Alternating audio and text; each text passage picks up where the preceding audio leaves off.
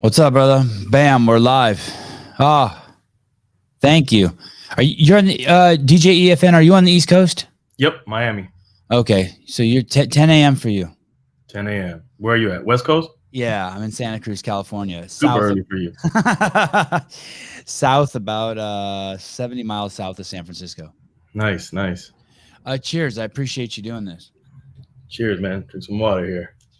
What do you go by? Do you go by E or DJ E or DJ EFM or? My friends call me E usually. E. All right. Yeah. Is that appropriate for me? Absolutely. All right, cool. We're off to a fucking great start. I want to show some people something real quick before we get started. I entered the podcast game about a year ago, and when I think of the people that I would like to interact with, first of all, I don't give a shit about ratings. It's funny. I got a note from Buzzsprout, the people who host my podcast, and they send little emails out telling you how to make your podcast better. Right. And like it's all just sellout shit. I just cannot fucking believe it. It's just not who I am. The pieces of advice they give. An example would be like, if you do a video on how to grill a steak and it doesn't do well, maybe you should do one on how to bake a steak. I'm like, fuck you. If grilling's my thing, I'm grilling. Right. I don't care if you like it or not. This library of people that you have interacted with is, and we're the same. I think you're 48 and I'm 50. 47. I just turned 47 in May. 47. Here you are with I can't even believe it. Too short. I was born in Oakland, California. So I mean, short's big for you. Yeah. It's big for all of us, but I mean, especially in that area. When I grew up listening to Too Short, he was still selling. I think I had one of the original tapes out of the trunk of his car. Here you are with 50 Cent, one of the newer guys. LL Cool J. I mean, I didn't even know when I heard him. I was like, wow, they rap in New York. Lil Wayne, Floyd Mayweather, nuts. Yeah. And those of you who are looking through these slides, you're going to see a gentleman in all of these photos also. And this is I'm really curious about that relationship. It's a rapper named n.o.r.e, but now he goes by n.o.r.e, right? Right. Yeah. Okay. And they have a show called Drink Champs, which is, from what I could tell, is part of a larger consortium called Revolt, which is owned by P. Diddy. Is that correct? Revolt is the TV network that distributes our television show and then our YouTube video. Okay. They're just partners with us. They license the content from us. Okay. DJ Khaled, hey, does he have something sprayed on his head there? Is that his real hair? What's going on with the homie's hair? I think he probably dyed it. I think he says it in that episode. Oh, he does? Okay. Yeah. Rick Ross, I had the pleasure. What a trippy cat. I had the pleasure to go hang out with him at his house for a few hours one day. He was doing some CrossFit. CrossFit, he was calling. Yeah. That was awesome. Really, what are your first, before I keep showing off this crazy, sure. What are your impressions of Rick Ross? Like just. Oh, I've known him for years before he blew up to everybody else. I came up in Miami doing mixtapes. I was a mixtape DJ. That's the lane that I created for myself and my brand through my company, Crazy Hood Productions. And Crazy Hood Productions. And the main thing for us, our mission when we started in 93, coming out of high school, is to like just really help put Miami's hip hop scene on the map. And through my mixtapes, I had all the guys that were bubbling in Miami. The first thing they did was usually get on a mixtape, on my mixtape, and specifically to Ross and Pitbull and all these guys. They all came through my studios. They all did drops. They all did freestyles, exclusive stuff for the mixtapes. And I knew all these guys. Like I knew Pitbull when he was super young and another Cuban, right? Pitbull's another Cuban. Yep. Crazy social consciousness. I don't mean in this. Sorry if this bothers you. I don't mean in this fucked up woke bullshit social consciousness. Right. I mean like real social conscious. No, he's a good dude. He's a smart dude. Yeah. And he believes what he believes in. Like, to me, it's like, if you wholeheartedly believe in whatever you believe in, Yeah. then power to you. Cool. All right. Sorry. So the mixtape thing, you were a curator of rappers. Yeah, I mean, a mixtape DJ is basically, every mixtape was like putting together a compilation album. That's the way I looked at it, and that's the way I approached it. Like, I was the A&R for an album, and I put them out probably every few months. I was putting out these mixtapes, and this is before, in a time frame in the early '90s, mid '90s in Miami, where commercial radio we didn't have mix shows out here that played hip hop on commercial radio. So the labels and the artists needed to get their music out, and they got it through mixtape DJs like myself, underground radio DJs, which I did that as well, pirate radio, and college radio. And those were the outlets that they used in those times. So we were pretty important because they didn't have the commercial radio to do that for them. And you said you were A&R. What's that? A&R is basically at the label that curates, it helps artists, pick beats, get their features.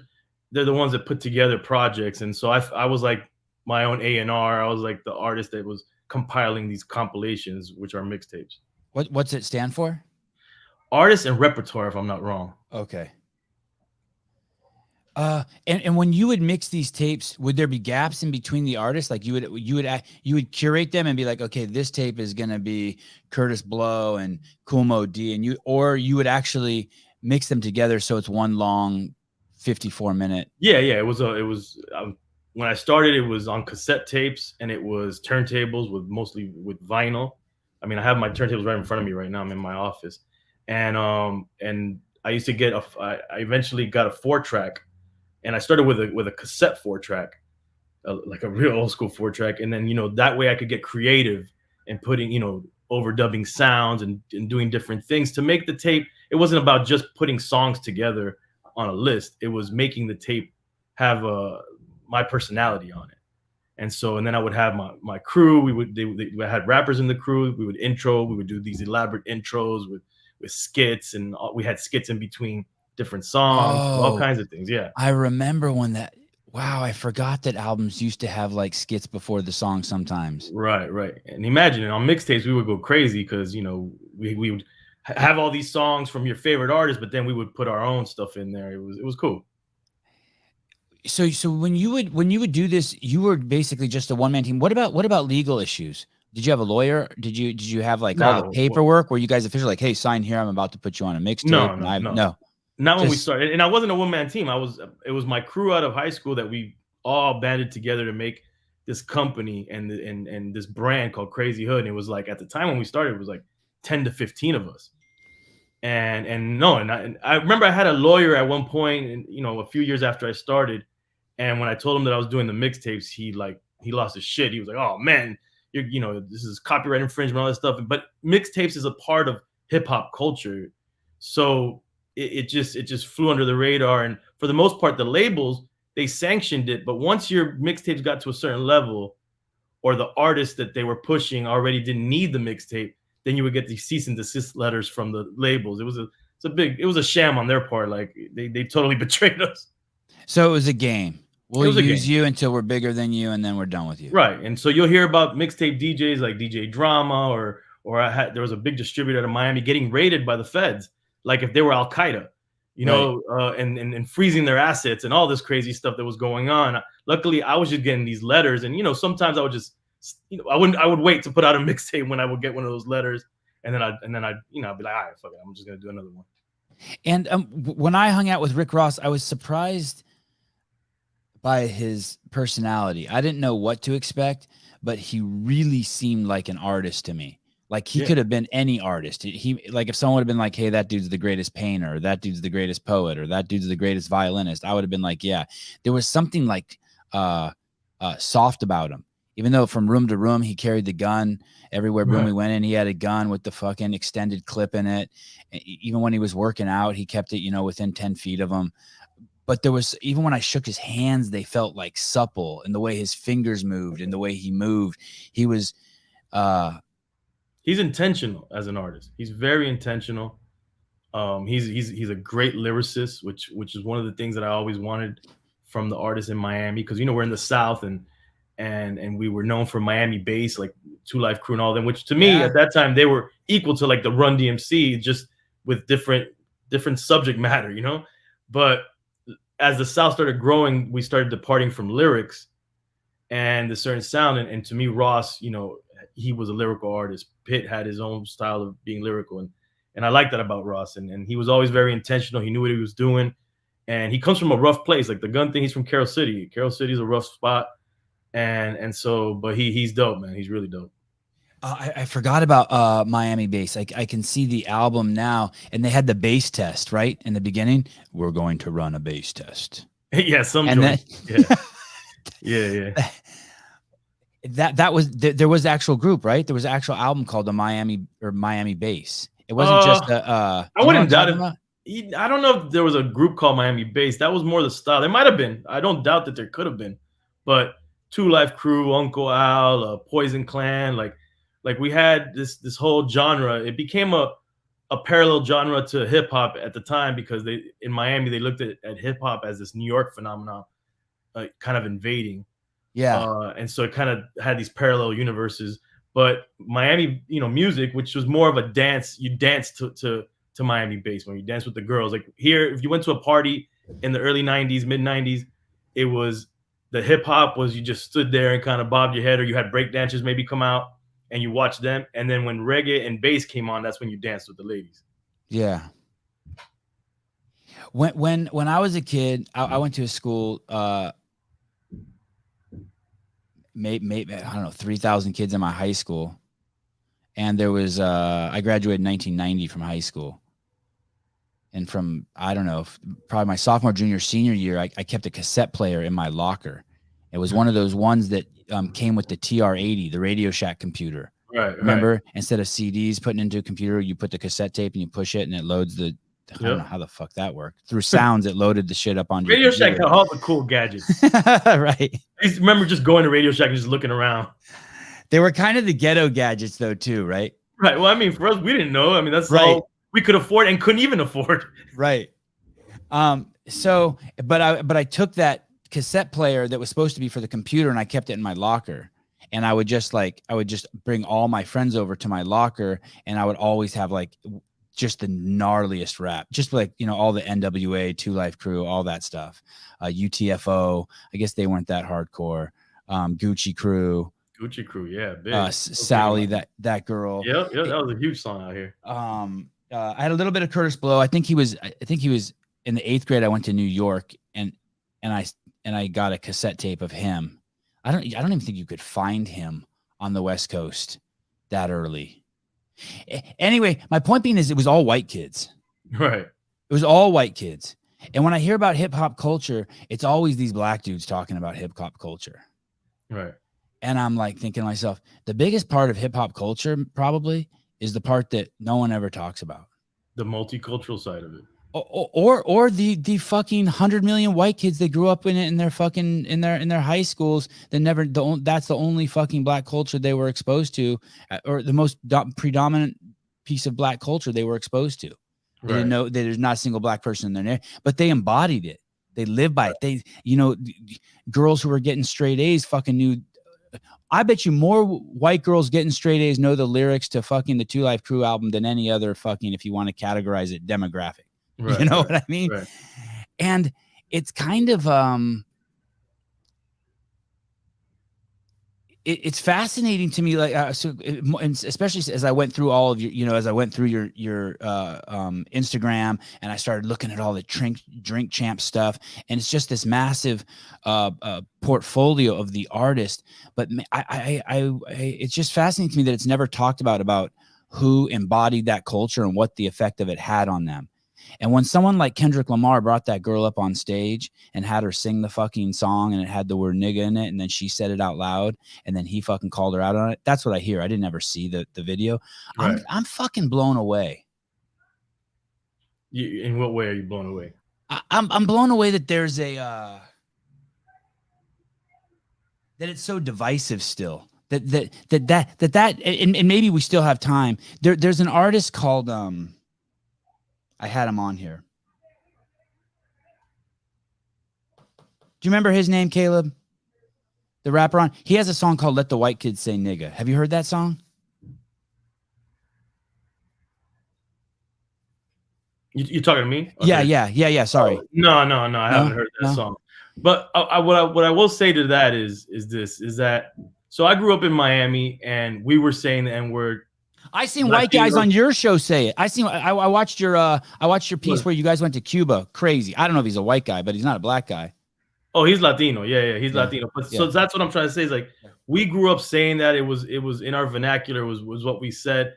But I will tell you that I'll tell you something that changed me. Why I think that even though it's hard for even us to get it out of our vocabulary because we grew up with it, it made me feel like we have to try to get it out of our vocabulary. Okay, So I went to Atlanta. It was like I don't know, maybe mid to late 90s, and we're my crew's mixed. We're black and Latino, and but we're in the elevator and it's mostly a bunch of Latino kids, a Brazilian, a Cuban, Puerto Rican, Colombian. And this elderly black woman walks into the elevator. And we're from Miami and we're just talking the way we talk. And we're throwing around and we're like normal. We're not obviously the way we're looking at it, we're not saying racially as something negative. We're saying it's just the way we talk to each other, like saying bro or dude. Or like sometimes how I use fuck. It just goes in every sentence. Right. But when I looked at the elderly black woman and caught how we were talking around her and did some quick math and said she grew up in the civil rights movement, most likely. And I'm gonna be honest with you, it bothered me. Yeah. For her. And I felt like, you know what? She doesn't, first of all, I've come to understand it in different places, different regions, everybody's different. So you might be someone might be comfortable with you talking a certain way in one region, you go to another region and they're not comfortable. And they're not wrong for that. So I've actively, said, I'm not going to say it like that. I'm not going to say that word, if I have any, if I can help it. And me too. I don't say that word either, but I do say it in context. I don't say N-word. I say the word when I say it, but I don't say the word. I think it's a bad word. Right. But like a naughty word. I understand the confusion because of the music. Like I do this film series where we travel to Peru. I mean, to different countries, but amazing series. Amazing. God, it's amazing. And my one of my friends is with us. He's Jamaican. He's black. And we're all together. And this Peruvian graffiti artist who's really cool. He's the one taking us around, really entrenched in the hip hop scene in Peru. He's saying the N-word left and right, and throughout the trip. And so finally, my boy turns to me, my boy Dre, and he's like, "Look, man, it's bad enough I gotta be in Miami in the States and hear a bunch of they call us Chicos in Miami, a bunch of Chicos saying the N-word, that I gotta come now to another country and hear them saying the N-word, and he's like, I can't take it anymore. And I had to respect that. And I pulled the kid to the side and I said, look, do me a favor, man. You need to stop saying that. It's bothering my friend. Do me the favor. And he just looked at me confused, the kid. And he said, but you guys taught us this. Yeah, that's the irony, right? So I understand the confusion, but I think that we just, if we know better, like how I felt when I was in that elevator and I knew better, I knew the context of history, I knew where it might bother somebody. Like, why do just because I want to say this word, just because I'm going to bother this person, I'm going to upset this person, I'd rather just try not to say it. It's not that important, I agree wholeheartedly. And it's just like if I have a 17-year-old on the show, let's say I'm interviewing a 17-year-old, I think I empathize with the fact that they have parents who are probably watching the show, and that I need to be very, very conscious that they have parents watching the show and treat them like how I would want someone to treat my kid. Right. Don't lure them down any fucked up questioning. Try not to swear in front of them. You know what I mean? Have some situational awareness. That being said, I got 3 Jew boys, right? I got 3 little boys, Jewish boys. Right. I never want the fact that they're born onto planet Earth where there's a word waiting for them that they're supposed to be offended by their whole life. Fuck you. My kids aren't playing that game. Right. Like, fuck that. You can't, words are never going to have, if I have anything to do with it, they're never going to have that control over my boys. Not that word's still not just a valuable word. If, like if they hear someone throwing the kike word around, they should be careful. Like, hey, don't turn your back to that cat. Right. But on the other hand, I want my boys to be so whole. You don't want it to be so powerful. Yeah, because and I emphasize this too. And Jewish kids are raised a lot like black kids. The parents whispered them to them, "The world's out to get you. Right. That it's going to be really hard. You got to work twice as hard as everyone else." I don't even want to tell my kids that. Right. It's I'm going way off here, but I was so proud of Kanye, the route he took. He kind of gets that. He wants to go super high, right? The 500,000 foot view of how words work and how love works. And how did that affect do you know what I'm saying about he's more red pill, where a lot of the world isn't red pill. How did that affect the hip hop world? Did that drop a bomb on it as he started? Yeah, I mean, swerving off of the conventional wisdom. It went all over the place. For the most part, the hip hop community turned their backs on him when he decided to go to the White House and he wore the MAGA hat and all that stuff. For the most part, I can't say everybody because that's right. You wouldn't know that. And they thought, I think he said something about slavery being a choice, something crazy like that. But what I've learned with Kanye, because then we had him on the show, and I feel like we helped give him a platform where he was open to speak for as long as he wanted to, which some people criticize us to allow people, but whatever, I don't care about that part. And he was able to get through his ideas and thoughts a lot more clearly to the audience, and people understood him. And my thing is, whether you agree with him or not, at least try to understand his position and his perspective instead of just really quick just negating it. And I think it changed. I think we had a small part at least, in helping kind of change, the outlook on Kanye, the narrative that was being put out there for him. But I definitely think again, like how you said about Rick Ross being an artist, or like Kanye is truly trying to be the freest artist possible, and that is refreshing. And to me, that's what I believe in art in general, like not just hip hop, in all art. It should be free to do and explore anything without criticism.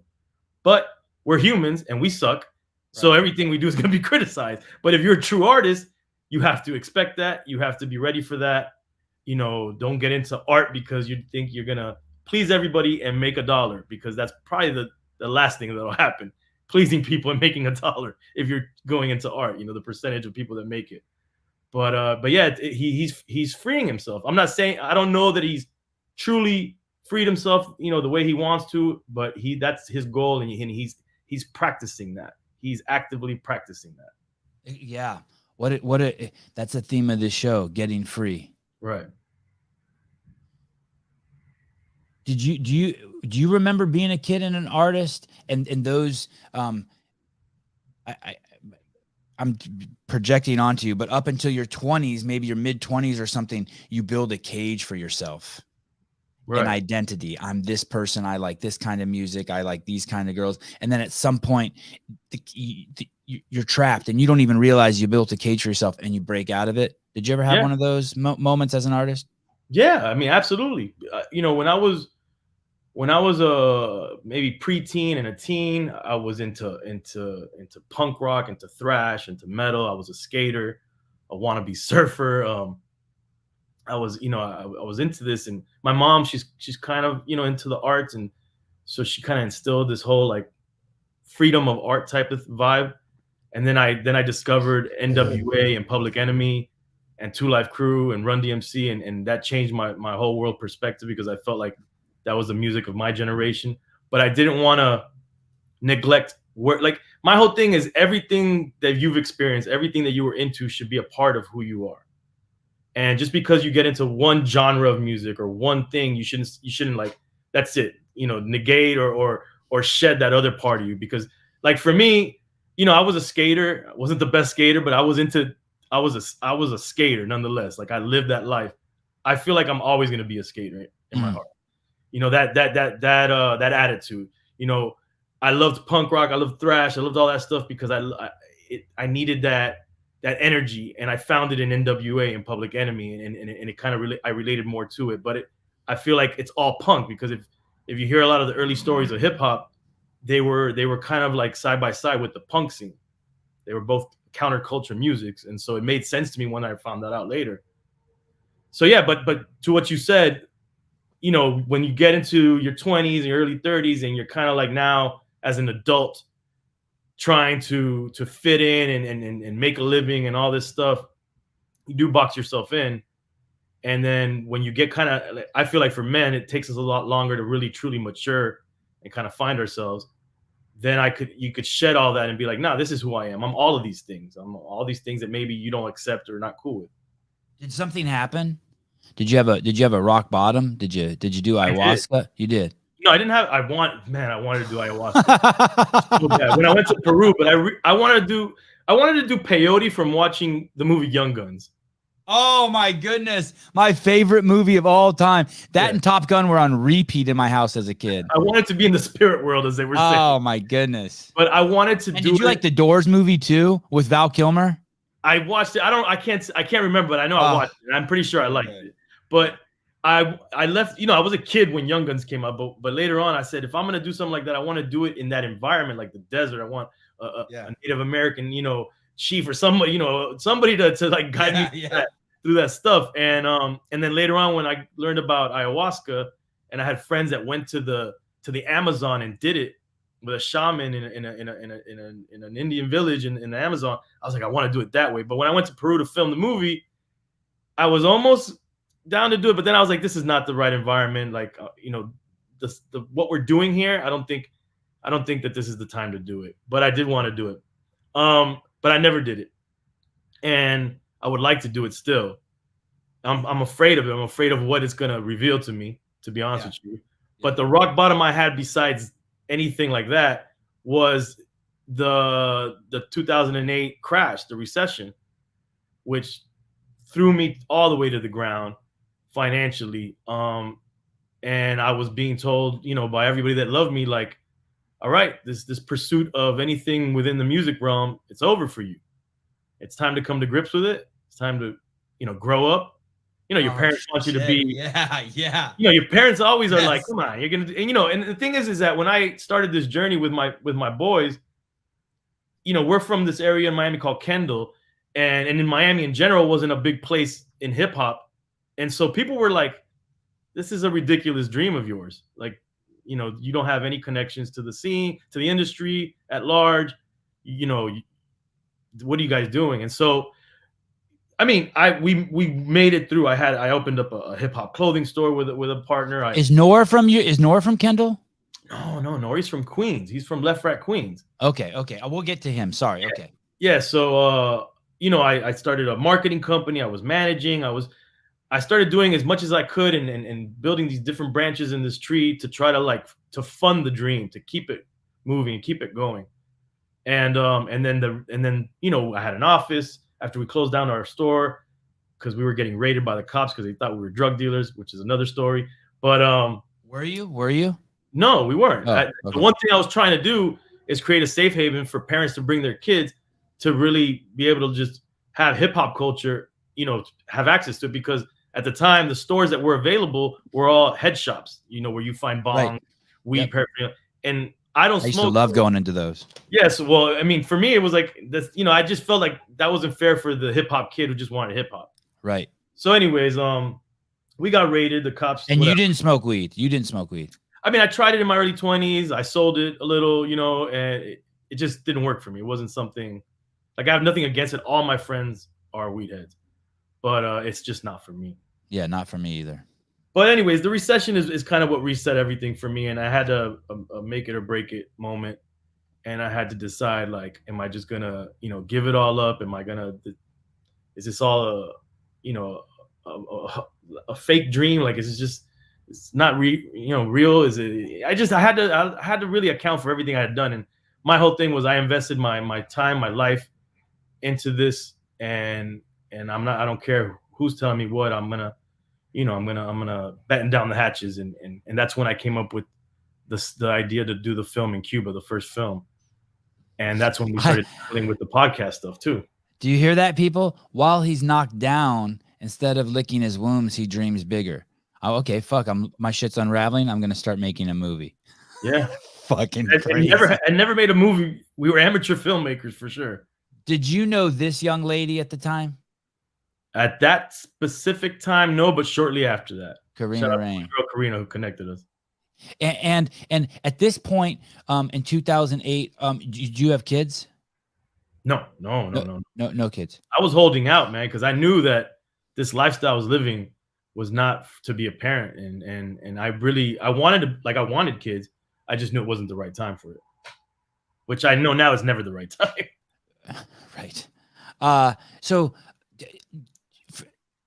2008, what happened? Like, when I think of people who got jammed up by 2008, is this what happened? You have a mortgage for a house and you're paying $1,300 a month, and then the interest rates change, and all of a sudden you have to pay $5,400 a month, and you can't, and so you lose your house, and everything starts unraveling. Is that how it goes, or not even? I'm paying rent in an apartment. I'm paying a lease.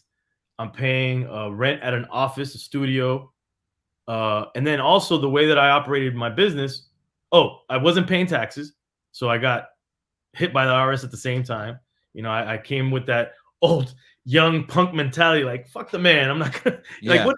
And in my head, I'm like, what do they care about my measly taxes? That's not gonna help anything. But they cared, and I had paid later on. But I had to pay the overhead, and then what I was doing also is I just dumped most of the money I made into all these different things that we didn't know if they were going to make money. Just whether it was album projects with my crew, whether it was the mixtapes, whether it was a clothing line that we had developed, and you just didn't know what was going to make money. Some things made money, some things didn't. And so when the crash happened, and mind you, I knew that there was a crash, but I didn't think it was the crash that brought me down. I thought it was my negligence. I thought I fucked up. I thought just mismanaged, spread yourself too thin. Yeah, which I was learning everything on the job. Like I didn't have any like real mentors. I didn't know about managing finances and running businesses. I was just doing it. Right. And so I really blamed myself. I was like, I'm a failure. I suck. But it wasn't until later on when I finally was kind of getting out of it and then Drink Champ started to take off, years later, and doing interviews because of that other people were saying, man, I was going through it at that time. People that I respected in the industry, man, that was a tough time for me. And I'm like, holy shit, it wasn't just me. So sometimes, in those moments, you think it's all just you. It's all, you're the only one going through it. Yeah. But what I didn't do at that time, and I preached, which obviously these people didn't do either, is I didn't show it. I didn't go out there and, wasn't bummed about life. I wasn't, blaming things or people. I just consolidated as much as I could, got back to just ramen noodles. Yeah. And, I had some great friends that would be like, yo, man, you got to get out the house. We got you on a couple beers or a couple drinks at the club, at the bar. Yeah. You need to get out, because I'm like, I can't spend no money. Do you remember those friends still? They're still my friends. They're my friends from high school that are part of my crew that when we all realized we're not going to become these millionaires and sell platinum records, a lot of my friends were like, well, I'm going to go back to school, or well, I'm going to go do this, or I'm going to do that. But they're all stayed in the supportive role of the company and the crew and what I do. I did some stuff as a young man, early 20s, and it caused a house to be raided. And when the house got raided, a handful of friends I was close with got busted for cocaine. And it was no fault of their own. It was just me being a fucking idiot. It's a great story. I have to tell it some other time. But three of the cats wanted to fucking dime me out, even though like they wouldn't have benefited from it. Right. And one of the dudes was like, hey man, that like we dime him out and that like our shit doesn't get better. Right. And this person went to war for me, and I ended up staying friends with him.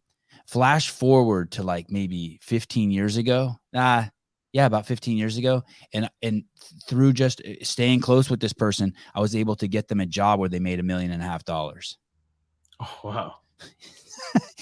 And I was I never thought about that until about a couple months ago. I was like, holy shit. But like, I owe that person something my whole life in my head. That's exactly. Do you know what I mean? It's like, I owe that, like, not like it doesn't weigh on me. But like, I want part of my life is to pay that person back if I can. That's how I feel when people say, do you feel like you've made it or you've reached success? And I'm like, in my mind, true success is when I can give all those guys that are a part of my organization, a part of my crew that were supported, at least give them access to jobs if they wanted them, and give them access to things that they would like to experience. And that's what I do as much as possible. If I'm going out of town to a big concert, a festival, and I can, get these guys on the trip, boom, they're going, everything paid for, or if I could get them, if one of my friends wants to do photography for what we do, boom, he's got the photography gig. Yeah. That to me is the ultimate goal, that everybody at least has the opportunity to be involved if they want to. And that to me is success. Your mom and dad are both Cuban? Yeah. And who instilled in you this work ethic? This I don't know what you call it, but you have it. I don't know, man. I mean, you're an entrepreneur through and through. So I was raised mainly by my mother. My dad is a Vietnam veteran Marine, and he came back with all that stuff, the PTSD, the alcoholism, all that stuff. And that's my mom and my grandfather. That's cool. That's cool. And I never got a chance to meet my grandfather. He passed the year before I was born. But anyways, I was raised mainly by my mother because it didn't work out for them. And I was born in LA. We got to Miami because my dad came over here to Miami in the heydays of the 80s, the cocaine cowboys. I always say that there must have been good jobs for veterans, war veterans, Marines, Cubans in Miami at that time frame. And he went to school too. He got an accounting degree. So he had all the right job skills for that time frame in Miami. How old were you when you came to Miami? We moved back and forth a couple times. I would say I stayed roughly around 10 years old. Okay, so you remember LA a little bit. Absolutely. And I would go back every year. I still have family out there. Are your mom and dad first generation? Is your mom born in Cuba and your dad born in Cuba? Both born in Cuba. I'm first generation here. Of course you are. And I'm only child. So, so the work ethic part, my mom, just seeing her work, I was a latchkey kid. Seeing her work, English is her second language. She didn't speak it well, but she worked, and she, put food on the table as best as she could. On the flip, though, although my dad, there's some horror stories with him growing up and him coming in and out of my life from a distance, though, and whenever he would come around, he was a businessman. He had become. There was a security company called Burns Security at the time. They're like rivaling Brinks or something like that. Yep. And so he rose from the Miami offices to be the vice president of the company, and he was in Times Square. He had his office, and I remember seeing that, and I'm like, wow, this is cool. And then he left that, and then he started opening up GNCs. Wow. When they first started, and he was like a serial entrepreneur, and he would fail, and he would go dirt broke, and then I would see him somehow manipulate the credit system and come back up and open up other businesses. So from a distance, I saw that, and he's my dad. So that inspired me. Then I saw my mom working her ass off to make sure that we could live in our 1-bedroom apartment with some food. And so I think those two things inspired me. Now, had I wished my dad would have been more hands-on and teach me about business, teach me certain things, that would have helped me tremendously. And but we've never had a good relationship like that. But he tried in his own ways. When he opened some of his businesses, he was like, you're welcome to come in and be a part of them and work with them. But it just never worked out. But I think those two things kind of are the foundation. What jobs did you see your mom have? She worked, I don't remember, in LA. She worked for an oil company, a gas company in LA. But here in Miami, she worked for Miami-Dade Community College. And she started in the registration office, and she ended up working her way into the arts department, which she loved. And through her, I was able to go to school for free, which I didn't finish. Community college. I didn't finish it because I was just too busy trying to do this music stuff. And I just was never a book guy. That was never my thing. I felt so terrible because she was so disheartened by me. She's like, it was free. Yeah. You could have just done it. It's free. Yeah. That once she went to LA to visit family for one summer, I found out what credits I needed, and I took the credits. I got my diploma. She came back, took her to dinner. I'm like, here. and she Oh, thought I made a fake. She's like, this is not real. I go, no. I went to school and I did it because of you. Because wow. I felt terrible that I didn't go. And yeah, so I was able to. I graduated, got my AA at Miami-Dade where she worked at. I was an undergrad at for like 10 years. I never graduated. I'm not joking. I went to City College and I went to UC Santa Barbara for probably another 7 years. My 7 years? Yeah. My parents dumped so much money. My mom, not my parents, my Right. mom dumped so much money. That's crazy. Yeah. Holy shit. I'm glad I didn't end up fucking. But 7 years, that's a lifetime, man. It's a lot of girlfriends. A lot of parties, I guess. That's a lot of girlfriends. When you watch your mom do this, do you think it? What do you think it does to us boys to be raised by our moms and see how hard our moms work? And I bring that up. It's kind of a loaded question, but I always hear there's this like movement that women are strong and women are strong and women. There's this like women strong movement, and I'm almost like offended by it because it's like, fuck you. I know women are strong. Right. Like I saw what my mom did. Like almost like you're belittling. I don't know. I think there's pros and cons to being raised by just your mother. Of course. Of course. Yeah. And I think the biggest problem in this country is not having dads. Don't get me wrong. For sure. It's the leading correlate from everything from cancer to going to jail. We all need dads, and the government should get the fuck out and let dads raise their kids. Both active parents are crucial in kids' life. Whether the parents are together or not. Yeah. You need those two. And my dad was there. I was lucky. My dad was there. I was lucky. And I don't want to throw my dad completely on the bus. He came in and out, and I just think he had a limited capacity because of everything he had been through. He also came from Cuba. He was smuggled out in a program called Peter Pan. Wow. At 13 years old from Cuba, not wanting to leave his family. They just felt like he had to go because they thought he was going to be killed by the communists. And then he was in an orphanage in Washington State. From the Caribbean, a 13-year-old kid in Washington State, in an orphanage. And then from there, without his parents being in the States, he volunteered for Vietnam. And in the Marines, he got shit because they were trying to make sure he wasn't a spy, a communist spy. Operation Peter Pan was a clandestine mass exodus of over 14,000 unaccompanied Cuban minors aged 6 to 18. Whose fucking idea was that? It was, and he held it against his parents for a while, because imagine him. He had his whole world torn apart because they thought that he was on a blacklist, that the communists were going to kill him or whatever their reasons were. Right. And so when my grandparents came to the States, he was in Vietnam, so they didn't know if they were going to see him alive. But dude, I don't know. That story's crazy. That story's fucking nuts. Yeah, man. So how did your mom get here? She came on another program. It was kind of like a lottery system. Her and my aunt, they came before their parents as well, but they came on a regular flight. They came to Miami, and then what we're doing in Florida, South Florida at the time, which people don't realize, South Florida wasn't this big Cuban community as it is today prior to in Mariel, which is when Castro released, opened up the island, released the prisons and the asylums. They would when people would get here from Cuba, they would actually give them free tickets, bus tickets to anywhere in the States.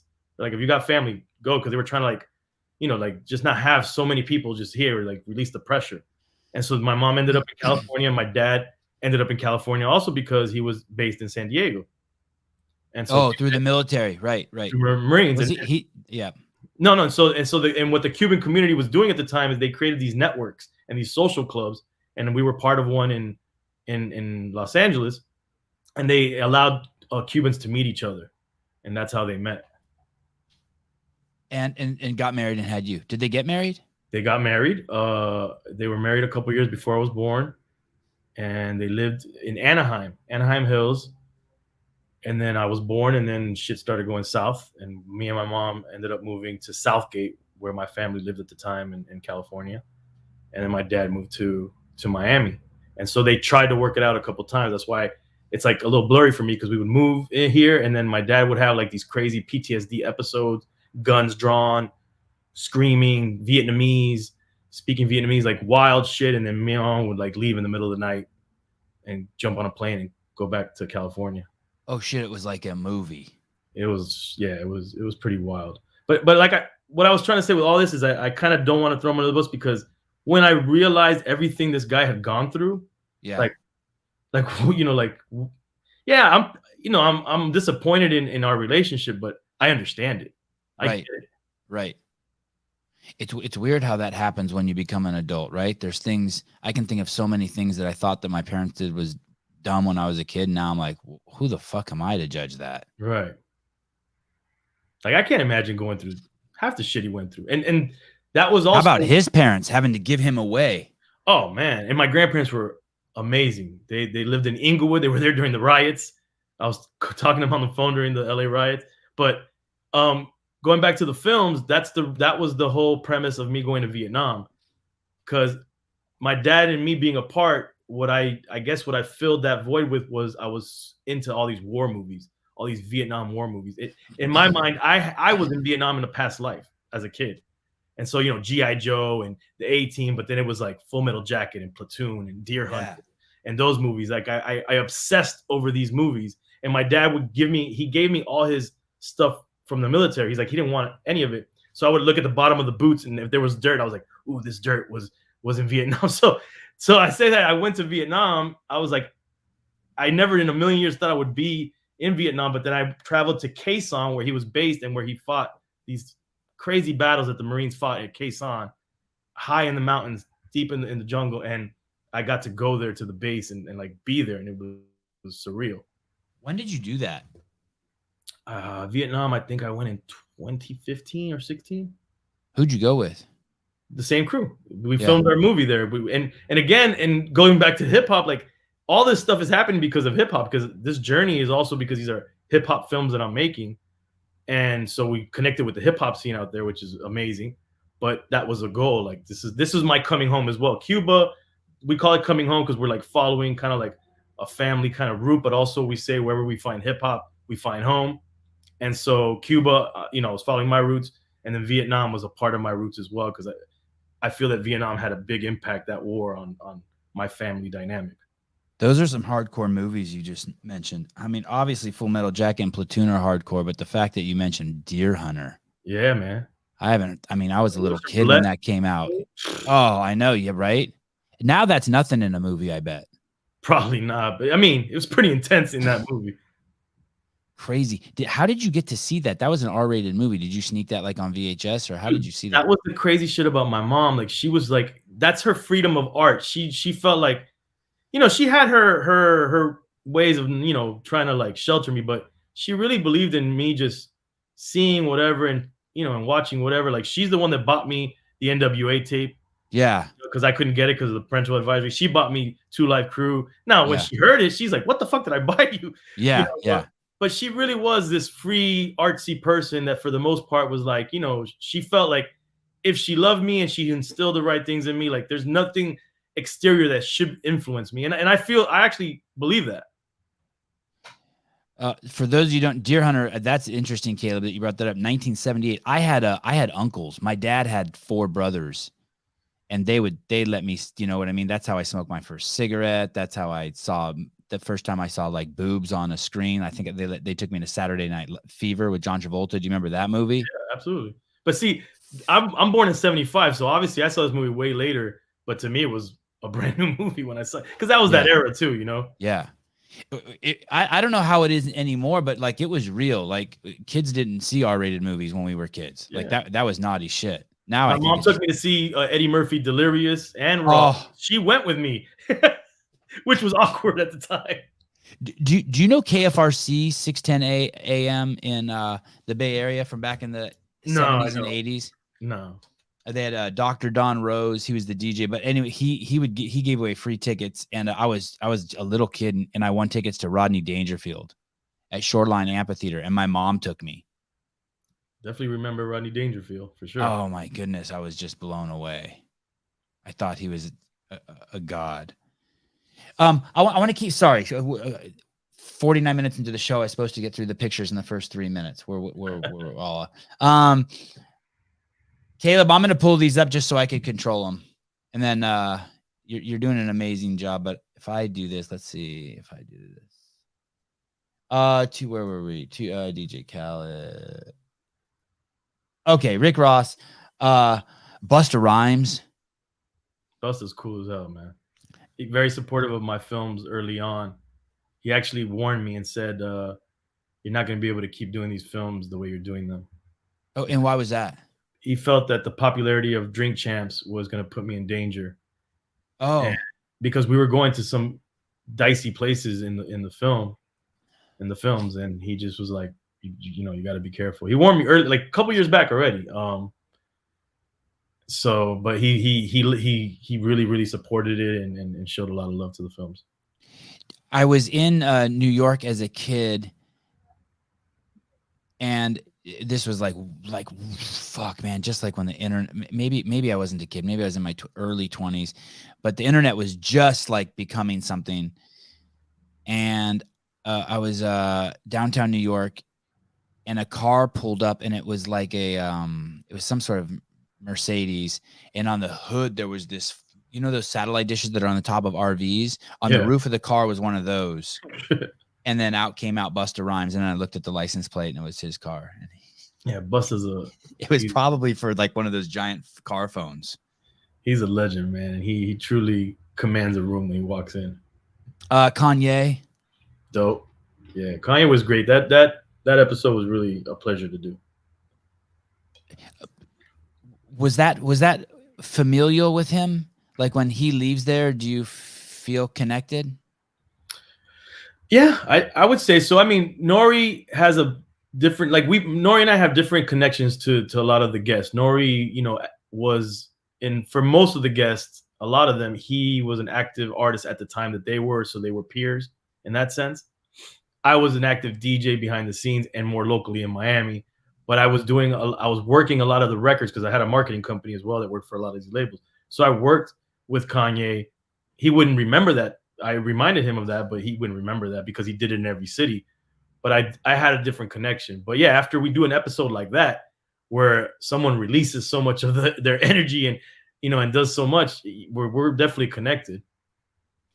The show, for those of you guys who missed the beginning, it's called Drink Champs. You can find it anywhere. Just Google it, and it pops up. We're an audio podcast. We're on YouTube, and we're on television if you have Revolt TV on your cable. And it's just these two guys, right? Well, I mean, it's not just these two guys, but these are the two frontmen, DJ EFN, who we have on the show here, and n.o.r.e. n.o.r.e, who's a legend as well. n.o.r.e. More Kanye. This is nuts. I was a crazy Digital Underground fan. Yeah, man. Rest in peace, Shock G. Crazy. I got an opportunity to speak to Shock G before he passed at a convention years ago. So, what was Tupac? Is that where I first heard Tupac? Was Tupac part of Digital Underground? He was. Okay, I thought so. He was like a roadie. At first, he was a young kid rolling with them, and it was they gave him his beginnings. Like they kind of helped start his career, or at least gave him opportunities. And he quickly exploded. He got shot out of there like a cannon, right? He did I think I always fuck up the name of the song, but it was a song for a movie soundtrack with, I think, Dan Aykroyd, if I'm not wrong. And they did a song, and Pac rhymed on that song, and his verse was phenomenal. It was a Digital Underground song, and I think from that, it helped him get his solo deal, and then we started to see the beginnings of Tupac the artist. Am I there are these groups, these rap groups that are just so unique.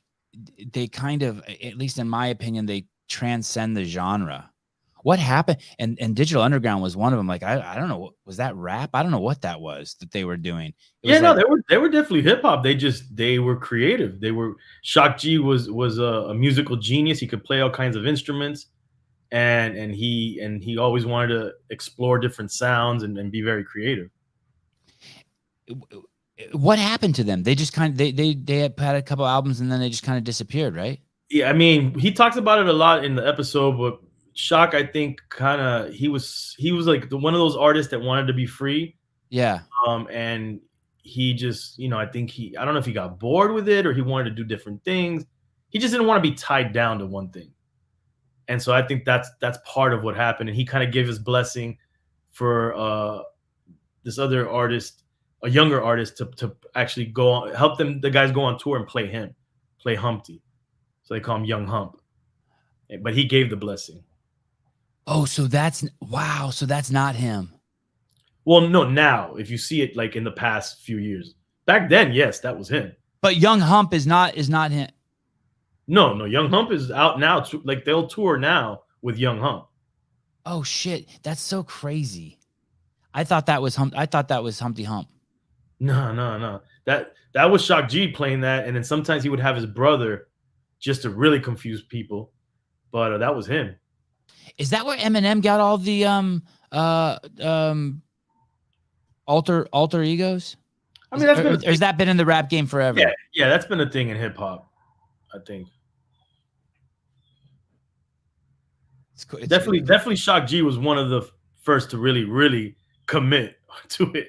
I mean, on Arsenio Hall, he came out and I think had his brother as Shock G next to him or something. Yeah, I like, what the fuck? I don't think I even knew any of that until you just said it. Yeah. I mean, of course, I know Marshall Mathers, Eminem. I know all that, but wow. Okay, shit. Lesson. School's in session. Let's keep going here. Twista. Twista's ill. Wow. Yeah, he's amazing. Yeah, he really is amazing, right? Yeah, I mean, the speed at which he spits with clarity. Yeah, that's the most important part, with the clarity. Yep. How does someone become a rapper? Do all rappers start as closet rappers? Does everyone rap in hiding when they start? I'm sure everybody has their own journey. I'm sure there's people that are rapping as a joke, right? And they're taken serious. Some people, are closet rappers, and I think anybody that's a fan of the music thinks of themselves as someone that could rap. Like I was rapping on my mixtapes, right? But then I kind of was like, I'm not really a rapper, but I was like, I could write some stuff. But I think it depends on the generation too. We live in different times where people reach certain levels in different ways. I feel like the era that we're talking about here, it's accessibility to studios, to producers. That was kind of like the gatekeeping in the beginning to making it as an artist, because it was so difficult and so expensive to record yourself. So you could be the wackest rapper in the world, but if you got into a studio and you got a producer to work with you, you're already ahead of anybody that's even could be way better than you. People already start acknowledging you as an artist because you got to that part. It was like that in movie editing too. So until Apple put out the software Final Cut Pro, you needed millions of dollars, right, to have an editing suite. Then all of a sudden, overnight, you needed $10,000 or less. That's right. And I made all my first movies living in a car, plugging the computer into a cigarette lighter. Yeah, same thing with filming, the cameras, and even the phone. Yeah, changed the game. Yeah, the phone. You can make a whole movie now on the iPhone. It's crazy. So and that's in your movie. Oh, in one of your movies, the one from 2012, you go to Cuba and right. You run and you in the ghetto. You find a guy who's got a studio set up in a fucking closet with Pro Tools. Yeah, in the mountains. Yep. Yeah, a legit studio. Yeah, as legit as they could make it. They hand me down computer parts and film. In the corner of his room. I remember there was in the film. There's crabs. I don't know what the fuck the crabs are doing on the mountain, but there's these crabs like invading his home and stuff. And that was dope. We had a really sentimental moment because we walked around that neighborhood. We were starving, and one thing it's hard to find out there is food in Cuba. And we bought some just dry, uncooked pasta. And there was this young girl we were like, how do we even make this? And the girl was like, oh, I could cook it for you. So we go, into her home, which was like a shanty town area, and her mom had one eye missing. And her and her friend, they cooked the food for us, and they were just so happy to like feed us. It was just like a super emotional moment. And one thing that wasn't in the film that happened is they've served us the food with their best silverware, which was by our standards, just some crappy stuff. And they're there like watching us all happy to see us, that they're feeding us. And I go to take a fork full of food, and there's a maggot Oh, And yeah. and I had to think really quickly because they're watching us. They're all happy. Like this could completely ruin this moment for everybody. Yeah, yeah. And I just thought of that dude Andrew Zimmer, I think, or Zimmerman, or whatever that guy's name that goes to places and eats bugs. Oh, right, right, I was right. already a fan of Anthony Bourdain, and that's kind of like an inspiration in the films as well. But this Andrew dude, he goes and he eats all these crazy bugs, and he obviously is alive. So I was like, well, what's one little maggot? So I just took it down real quick. Oh, And you're a boss. at that same Wow. moment, this local guy that's been following us around the whole trip, we nicknamed him the zombie. He's a wild dude. He found us. He wasn't even with us. He just found us in this maze of this shanty area that we were in, shantytown area. And he just comes in, barging in. And he was always hungry and always thirsty, always wanting beers and always wanting to eat with us. Yeah. And he barged in. I go, hey man, you hungry, bro? Sit down. And then he sat down and he started just grubbing. But yeah, I remember that guy in the film. I used to hang out with a lot of homeless dudes. In college, I ran basically a homeless shelter in my backyard. And I kept a list of all. In 1 year, I had 200 different people sleep in my backyard, and I was concerned. I was thinking, did that guy ruin the movie at all? Like he was too man. much? No. We grew. I mean, for you, we grew attached to him. He became okay. a character for the film, I think, and he showed stuff that we wanted. Like he was a super avid hip hop head. Okay. He started spitting lyrics. Like the only English he knew was from lyrics. And the thing is that he had mental issues for sure. Yeah. Yeah. But he was harmless in that sense. The only thing is we would wake up and he would like break into the place we were staying, which we were staying at. We rented from a family in a home, and they were on the second floor. We were on the first floor. He would break in and be jacking our beers, and if we had food, he would sit down and eat. But I mean, at the same time, they have no like. They don't have food over there. Like they're literally the families were willing to kill the one chicken they had for like 2 years to feed us because they wanted to take care of us. People are living day to day there, like really day to day. It was heart-wrenching to see it, but to see the flip of it is there was a certain kind of happiness that we'll never have here. Yeah. Because they kind of like just came to grips with their situation. They live day by day, but they find happiness in very, in the small things in life that actually matter. When you get to that, there's a saying: people who don't talk to strangers don't talk to angels. I could see that. And there is a synchronicity that happens when life gets so hard that starts to become apparent, and it's often around food. Right. Like when I first my first day becoming homeless in my life, the first day I was ever homeless, I was just sitting out in the middle of this park, and I'm like, oh fuck, I'm homeless. And I'm like, what am I gonna do? And it's just you? And my dog. Okay. Just me and my dog out in the middle of this field. And this dude I was in my 20s, and this dude comes walking up, and he's got a black garbage bag, and it's this black dude with dreads. And I had kicked this dude out of my house probably 5 times in the last 2 years, like just some homeless dude. And I'd be like, he'd be in my yard or something, or he would just walk in my front door. I was in college. I'd be like, dude, what the fuck are you doing? And I would just be an asshole to him, right? Because that was what you're supposed to do if some strange dude walks in your house. This fucking dude walks up to me. I'm tripping on what I'm gonna do. Like, what am I doing homeless? And he opens this garbage bag and he goes, hey dude, you want a chicken? And it's a bag full of rotisserie chickens, all fucking perfect in plastic containers. And I looked up to the heavens. I was like, yep. And that dude ended up being like one of my homies for the next 3 years. He taught me the ropes. Yeah, man. Crazy, right? Around food, like you did. Like you were in the, by the way, you can go on YouTube and you can watch this movie, and it's a real hardcore scene. They're basically out in the middle of nowhere ghetto land. And if you live in the United States, it's hard to imagine these kinds of places. But no one has any food, and some stranger, an angel, feeds them. Yeah, they have plenty of alcohol though. Yeah, I feel like that's how they keep the Cuban people docile. I think that what we talked about earlier is that the two biggest issues going on the planet right now, the two biggest correlates of problems, are nothing what people think, but I think the wise people like me, sorry to stroke myself, know that it's diet and parents. I think that is like, that's it. Everything else, I think, as the great Thomas Sowell, the economist out of the Hoover Institute, says, like, everyone needs both parents at home. Right. You have the greatest chance, and people like me and you did fine without having both parents at home. I'm not saying it's like, but 85% of the dudes in jail, it's not because they're black or white or Cuban, or it's because they didn't have fucking both parents at home. That's the correlate.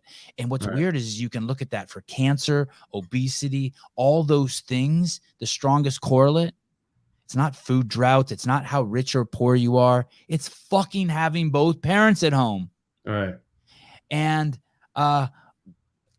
when I see your show and I see just the massive the culture, and I don't mean to ambush you, even though I am. Do you ever get concerned that the name of the show is Drink Champs, and Absolutely. that you're kind of that it's not a healthy lifestyle?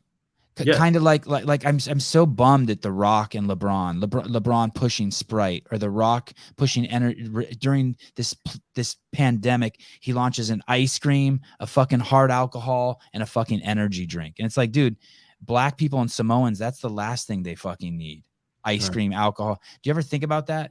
All of us. Yeah. Yeah. No, that's a huge concern of mine. That I would hate for the lasting legacy of Drink Champs is to perpetuate alcoholism or drinking lifestyle. And I don't see that on the show. I watched a shitload of them, and I don't see it, but it is the name of the show, and there are alcohol bottles everywhere. But I don't see motherfuckers being like, you got to drink if you watch the show, you got to be fucking drunk or go buy the shrub. I don't see that in your show. Right. And we try to preach balance as well. But the thing is, obviously, unless you watch enough of us, you might not catch that message. But both n.o.r.e. and I, like his wife, opened up a juice bar. And so we both believe in juicing. I believe in fasting. We both believe in fasting. We both believe, like, I'm not to say that this is any better, but for whatever reason, I became a pescatarian. And not to say that, like I said, it's not to say it's any better, but it works for me. Yeah. And it was one thing that I do. I truly believe that. You don't look like you drink, by the way. What do you mean? Like you're a bright-eyed. You have beautiful complexion and you're bright-eyed. Yeah, I definitely, we're drinking. I mean, maybe the balance thing. I don't know. And, I do CrossFit. I don't consider myself a CrossFitter because I don't have the fitness level of a true CrossFitter, but I've been doing it for years and it's done wonders for me. And I'm like I need to go to the box and to the gym. So that helps me. And n.o.r.e. works out. And like I said, we do advocate for balance to be, something that's very important. But I know that message could be lost to the audience. And the one thing that I'm always worried about, and that I'm really worried about, is the legacy of the show being something else. And so yeah, so yeah, to your point, I am concerned about that. And I do another thing, just really quick, like for our audio podcast, like I've done a PSA, especially for people who might find themselves having, addiction problems or anything like that. That I made sure that we put in there, and little things like that we'll try to do. At 50, I never thought anyone would want to ever see me work out. And about a couple months ago, an aspiring filmmaker came over to my house and he's like, "Hey, I want to film you work out." And I was like, "Oh fuck, no one wants to see this fucking old dude work out." But he did, and he filmed it, and he came over every week for like 5 weeks and filmed it, and he put out these little videos. And I cannot fucking believe how much they fucking inspired people. They do. It's crazy. You know how many videos I watched prior to committing to finally doing CrossFit? I hadn't done anything on a fitness level since high school. I played a little football in high school, and I played, street basketball and street football. Since then, it was, late night studio sessions, eating at Denny's, in Taco Bell midnight. Like, I was terrible health. And one of my friends, one of my boys that I've mentioned, I haven't mentioned, his name is Charlie. He's like, and he was always been into like working out and fitness, but his uncle had a huge transformation through CrossFit. And it was 8 years ago, actually. And he's like, yo, it was a box that opened up called CrossFit Brink. And he told me about it, but I was like, man, I can't imagine myself doing something like that. Like, that's like going, in my mind, 0 to 100. Right. Like, let me start jogging or something. Right. And I watched videos. Those videos were so helpful to prepare me mentally to doing it. I was watching people in my age group, watching people who were new at it and their journey that they documented. and then I did it and I almost died.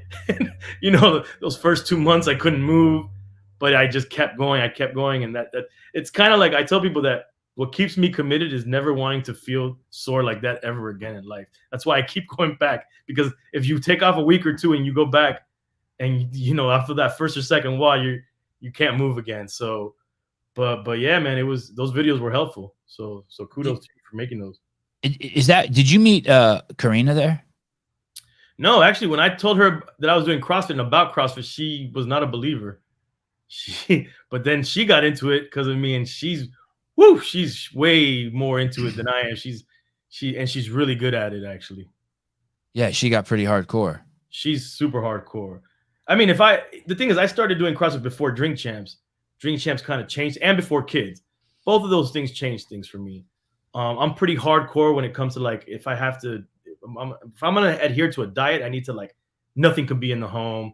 You know, I adhere to it, and that's it. And so now with kids, and my girl lives with me, and we have different styles of eating and the food that's introduced, and then now I do Drink Champs and the drinking and all that.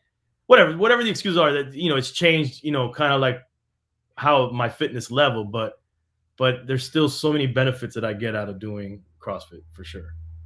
The show and its influence is beyond just the name of it. Of course. I just and to back to Drink Champs. Yeah. First of all, we didn't know that it was gonna take off. So number one, we were doing a show on SiriusXM on XM before the merger. That's how far back. And then SiriusXM, n.o.r.e and I were doing it out of my studio here in Kendall. It was called Militainment Crazy Raw Radio, which n.o.r.e named the show. And it was a show we did weekly for like 3 years. It didn't take off. I don't think nobody cared. And a couple of years later, I introduced the idea of doing a podcast to n.o.r.e. The name was something because we were always drinking in the studio. You're always drinking backstage, and you're always having these crazy conversations around liquor with your friends. And that was the premise. Like, let's bring those conversations that we have naturally backstage or in the studio in a podcast form. And that's where it came from. To the front. How did you meet n.o.r.e? So n.o.r.e was when I had my hip hop clothing store with my partner, Eddie Giggs. We had a store called Crazy Goods. Everything revolves around crazy hood, which goes back to mental state, to be honest with you. But Crazy Goods was a hip hop store in that era. Like, this is 97. We opened. Miami? Yeah, Miami in Kendall area. When an artist came into town, a hip hop artist, remember I told you that commercial radio really wasn't doing a lot for hip hop at the time. The artist pre-internet promotion would go to do in stores. They would go to a record store, or they'd go to if there was hip hop stores, they'd go to a hip hop store. So my boy Phil, he was the promoter that was taking around n.o.r.e, who was on his first promo run for Capone and Noriega, the group that he was a part of, the first album they released called The War Report. And what year was this? I would say this is late 97, maybe early 98. Wow. And he came to my store, and I had my at that time I had a digital 4-track, and I would, get freestyles from anybody I would come across. And he was buzzing. He was a huge buzz. Also as Latinos, we would also identify who were the Latinos in the community and really be hyped about them. And he was throwing little Spanish words. He's half Puerto Rican in his lyrics. So we were super, geeked to meet him. And he came through with his crew and my crew. They hit it off. Him and I hit it off. He did a bunch of freestyles for me, which was huge at the time. And we stayed connected. And I ended up then he put out his first solo album, and I booked him for his first solo show in Miami. This is pre-2000? Yeah, this is 98 for sure. This is crazy. And we stayed connected, and I think he was smart also, because I think he made these really solid connections with DJs and street team people around the country, which was smart of him to have that network of people. And he was almost on every mixtape of mine. And then Capone got out of prison, his partner, and they hired me to do the Capone Home concert here in Miami. I did that for them in, I think, 2000. I believe it was around then. And like I said, we were just advocating for each other. I would hear that he would talk about me in Hot 97 in New York. He's all over the mixtapes here. At that time, having a cosign of an artist of that caliber for a local DJ like me did a lot for me. So I was always like, man, I want to be able to give something back to this dude for doing so much for me, because he didn't have to do any of that stuff. He wasn't charging me to do anything.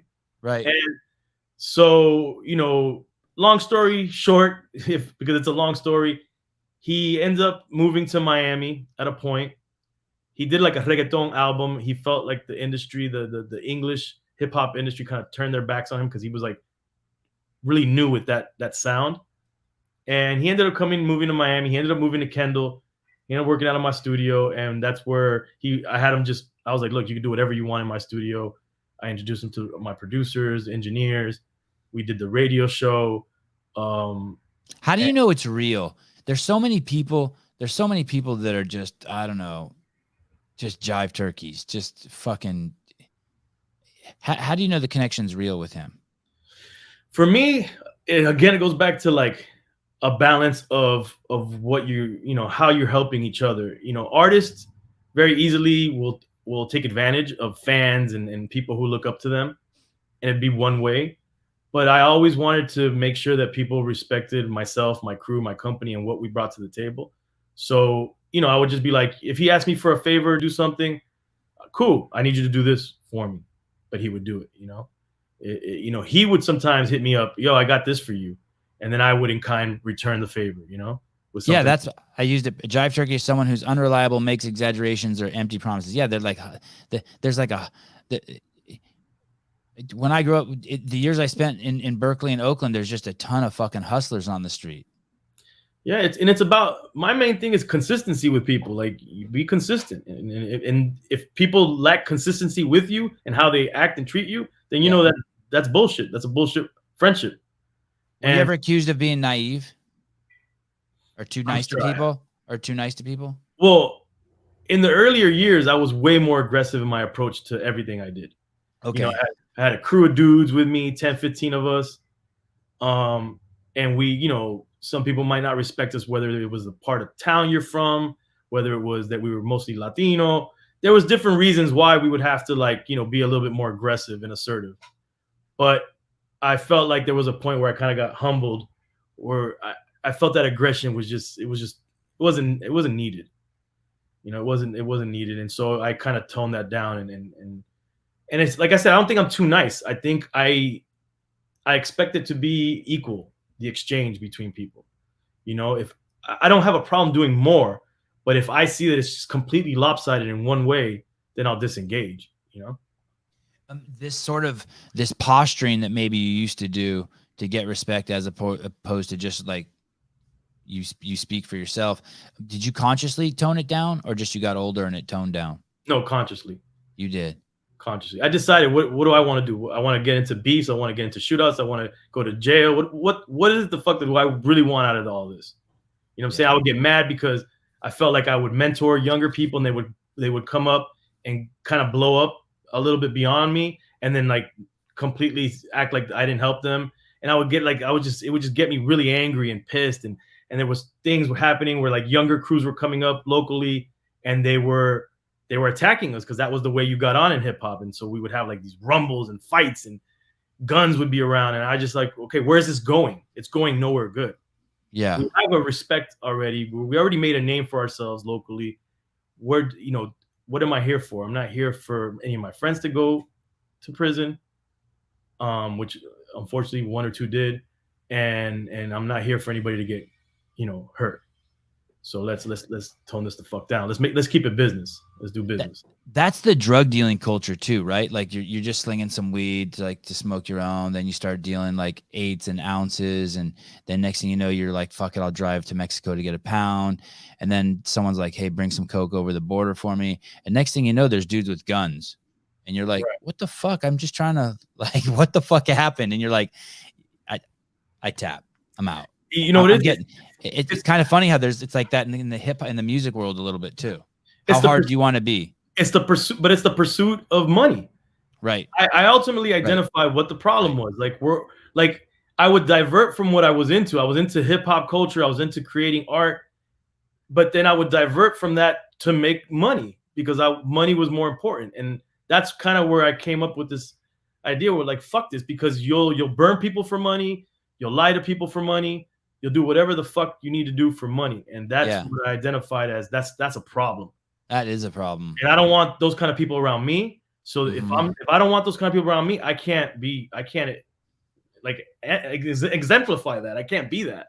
So I decided that money's not going to be my driver. You know, obviously we all need money and you need to make smart business moves, but I'm not going to be this greedy motherfucker trying to jerk people or out, you know, shine people or push people to the side and fuck people over just to make ends meet. So nah, that's what helped me. Did you read a book that got you into that kind of opened your eyes to that, or?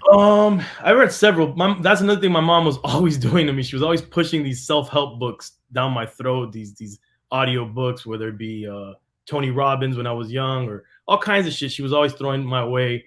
I would listen a little bit and get little pieces, but until I picked out one that I wanted to read myself or check out, I really like Napoleon Hill. I think it's called Think and Grow Rich. But he did a whole series, which is actually way more amazing. The book is condensed. Do you know anything about him? Just a little bit. I know that book, Think and Grow Rich. Yeah, the titles is deceiving because what it was is he was tasked to study successful people in all different types of careers and sports and kind of identify the common denominators in their personality characteristics and the way they approach things. And he made a book and a series about it. And that book really was very helpful. When you read it, did you see shit changing just all around you right away? Yeah, I did. And you know, when the recession shit was going on, the shit that was popular at the time was The Secret, remember? Yeah. And I watched it and I fucked with it. I was like, man, this is dope. But then I had friends that watched it too. And what happened was there was two types of people that got something out of that. The people that said, I'm just going to sit at home and dream about my life being great. And then look around and be like, where's the check? Where's everything? Or the people that are going to understand that, yeah, you know, thoughts become things, but you have to be proactive. You can't sit your ass. You can't be lazy about it. Like you have to go out there and do them, but with intention. And that's what I got out of The Secret as well. I thought it was dope. You know, I took bits and pieces. I'm not really into like I don't like organized religion. I don't like to be in like a cult mind state. Like I take what works for me from everything. This might work for me. This might work for me. Try to make it my own and move forward. But there is something. Do you think that there's something going on here that's not being talked about? That can kind of only be pointed out. Just like I don't want to use the word magic or miracle or mystical, because it makes it too far away. But just in terms of finding food in Cuba, finding the Napoleon Hill book, having it change your mindset, the powers of manifestation, the powers of how thought gets you on the right path, that there are some components and elements here that are intangible but real as fuck. 100% real. But real as fuck, kind of guiding, like you got to get on you got to get on your path that I can't even talk to or point at, but it's real. You know what I mean? No, it's like I wholeheartedly believe that to be true. I've had things happen in my life that are kind of unexplainable. Yeah. That go along those lines of kind of manifestation and intention and all that stuff. But I don't like, what I've noticed is that when you talk to people about it, if they're not in that mind state, it just, I don't know, it's a buzzkill. They're like, I don't, whatever. You sound like you're into some mystical shit. Right. And that's not what it is. It's just, it really is, man. It's just working, doing what you do, and just having clear ideas and intentions. And the thing is, it wasn't new to me because I did that out of high school when everybody said, you're fucking crazy. You have no connections in hip hop or the music industry or anything. You're nuts. But what I did is I was reading all these articles from Master P to Luke to Eazy-E, kind of like trying to build an understanding of the industry. And then I kind of saw this road that I can kind of navigate and say, okay, I see a path. Yeah. I actually see a path. It's not going to be easy. That's the thing. It's not going to be easy. The people that subscribe to The Secret is that they look at a bicycle in the window and the bicycle should appear at their house the next day. It's not going to be easy, but you will get there if you're consistent and persistent about it. Did you ever meet Eazy? Man, I wish, man. He's definitely one of my idols for sure. Like NWA was just crucial for me. NWA and Public Enemy, those two specific groups. I was thinking today when you came on, so the CrossFit community is kind of like, it's a cult, it's a family, like it's a pretty hardcore cult, and there's all these big names in it, right? Not big like in the world, like we're fucking a tiny little fish. We're a giant fish in the world's smallest pond, right? And we all think that the world knows about us and shit, but it's not at all. But anyway, so I think about how heartbroken I was like when Easy and Dre broke ways. Oh man, yeah. Like that shit just, and I'm just this kid, you know, in California, and like I'm even in high school, I'm like, I wonder if I could drive my car down there and get them together so they could talk. I mean, you know what I mean? Just thinking dumb shit. And I think about that in my community too, in CrossFit. I was like, fuck, I wonder, because there's people I beef with in my community, and I'm just like, fuck, maybe that's not good for the bigger. I was thinking about that just this morning, about having you on, all the beefs that you've witnessed and how it kind of hurts the fans, like it hurts their hearts. Yeah, man, just that's when I feel like humans, we're not evolving, man. Like I always say, like, humans suck. We go down to our primal and we just do things that we know is not beneficial to people, and we beef over dumb shit. Like, to see, like, in hip hop right now, there is a problem. People are dying. People are getting killed. These young kids are rhyming about things that they do and actively going out and doing them. And then also there's the whole thing of pill popping, and all this stuff is popular. And it's easy to be an old man and be like, oh, I come from the generation where we talked hardcore shit, but we're trying to like tell you not to go down that path. We talked about being a drug dealer, but that you shouldn't do it, and we didn't do drugs ourselves because the dealer doesn't do the drugs. But unfortunately, man, it's just, I don't know, man. You get me down that road, I start to get a little depressed about the world at large. And now that I have kids, it just makes me way more sensitive to a lot of topics and issues.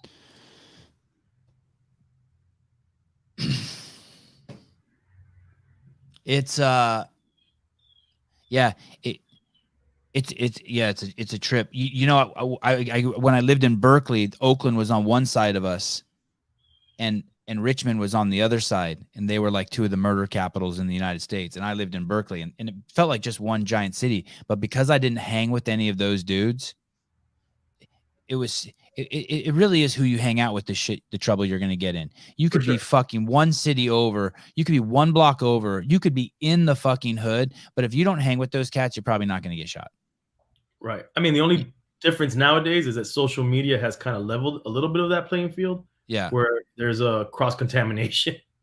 Oh, explain that to me. What do you mean? Where, maybe you have some kid in a suburb start talking shit in the comments on some dude that's not from the suburbs, and then they might see each other at a club, and it boils over. Like, that's the type of stuff that's happening, where before you could be in these isolated areas and never see each other.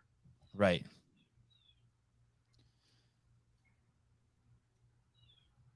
I'm trying to think. Besides the kid who brought a gun to school in the second grade, and it was like nothing. He just took his dad's gun and passed it around. I never saw a gun in school. None of the kids. Did you see guns in high school? Yeah, I mean, in junior high, we had, like, I witnessed my first drive-by at my junior high. Oh, shit. I had the, I don't know if I should be saying all that. I mean, I've said it before, but I had the anarchist cookbook. Yeah, I had that. And I was making bombs and selling them to people, and damn. Yeah, scraping banana peels. The bananas, the pine needles, and orange peels. That's part of it. And you can make all these crazy booby traps. And so I did see a lot. And then in high school, there was gangs. There's definitely gangs out here, and I saw a lot of shit. A lot of people get shot or stabbed. Not a lot. Not say a lot, but I saw it enough. But it happened. Right. I want to go back to this. Speaking of wild people, you had the Game on the show. Yep. Why did he come on with that? Why did he come on wearing this?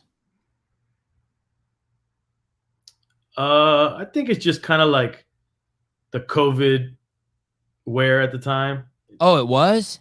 I mean, that's just, I'm not saying that because of COVID he wore that, but he was probably wearing that a lot as a mask during COVID and just wore it, just for the look. I Okay. mean, And then eventually he took it off. yeah. Just like Pharrell was wearing. I mean, did his fresh out of quarantine, and Pharrell was wearing a mask for most of the episode, and then he kind of like brought it down. Did you have any COVID fear?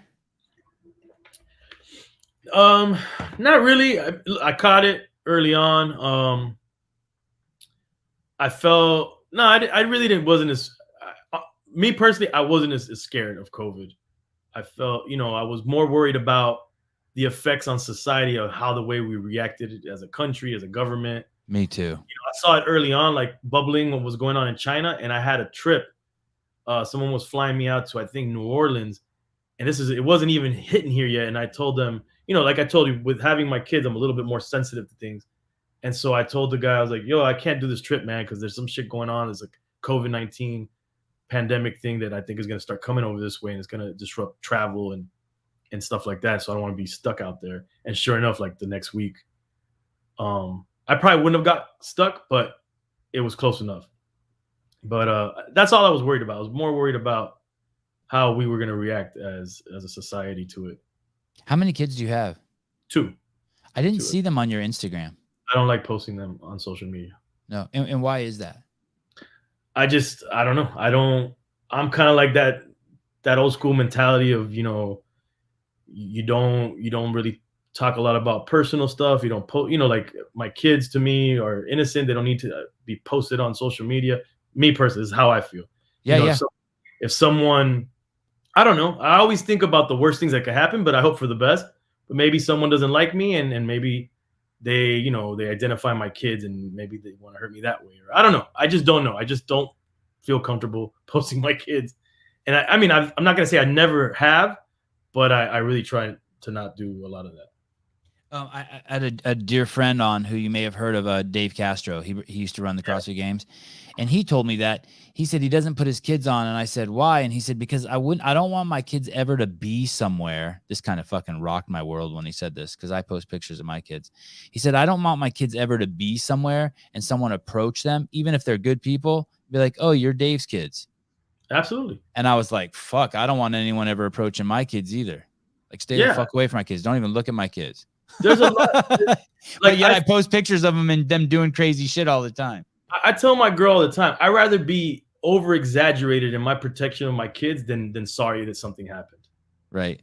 So I'd rather someone say, oh, you're a little paranoid. Well, fuck it. When it comes to my kids, I will be over paranoid about things. Yeah. Not to say that I'm sheltering them and not letting them do things. I'm just saying when it comes to like exposing them in certain ways. You have a podcast that's a parenting podcast also? The Fatherhood Podcast. Yep. When did you start that? I think as soon as my girl got pregnant with our first, so about 4 years ago. And shout out to my boy Manny Digital and KGB over there. I was already talking to my friends who were fathers, about what I should expect, just kind of consulting with them. And KGB doesn't like to be seen. He's old school. He doesn't even have an Instagram or anything. But is that the real buff dude I see in a lot of your pictures? No, that's Charlie, the one that I keep saying Charlie. Yeah, he's got Charlie. Big old titties, and he's just he's the one that took me to CrossFit. Now he doesn't do CrossFit anymore. He's just at the gym pumping iron. But yeah, so we said, look, we're having these conversations. We think it would be helpful in the community, as we're all like hip hop dads basically. And we feel that hip hop fathers have gotten a bad rap over the years. Yeah. So like let's have these conversations and hopefully we can help some people while we're helping ourselves. We're having real conversations that we were having on the phone without recording it in the Fatherhood Podcast. And then we have guests, like we'll have like Bum B talking about kind of being a grandfather. We'll talk about Angie Martinez talking about being a mother to boys in the Me Too movement. Having different perspectives and different people on parenting but more in line with fatherhood.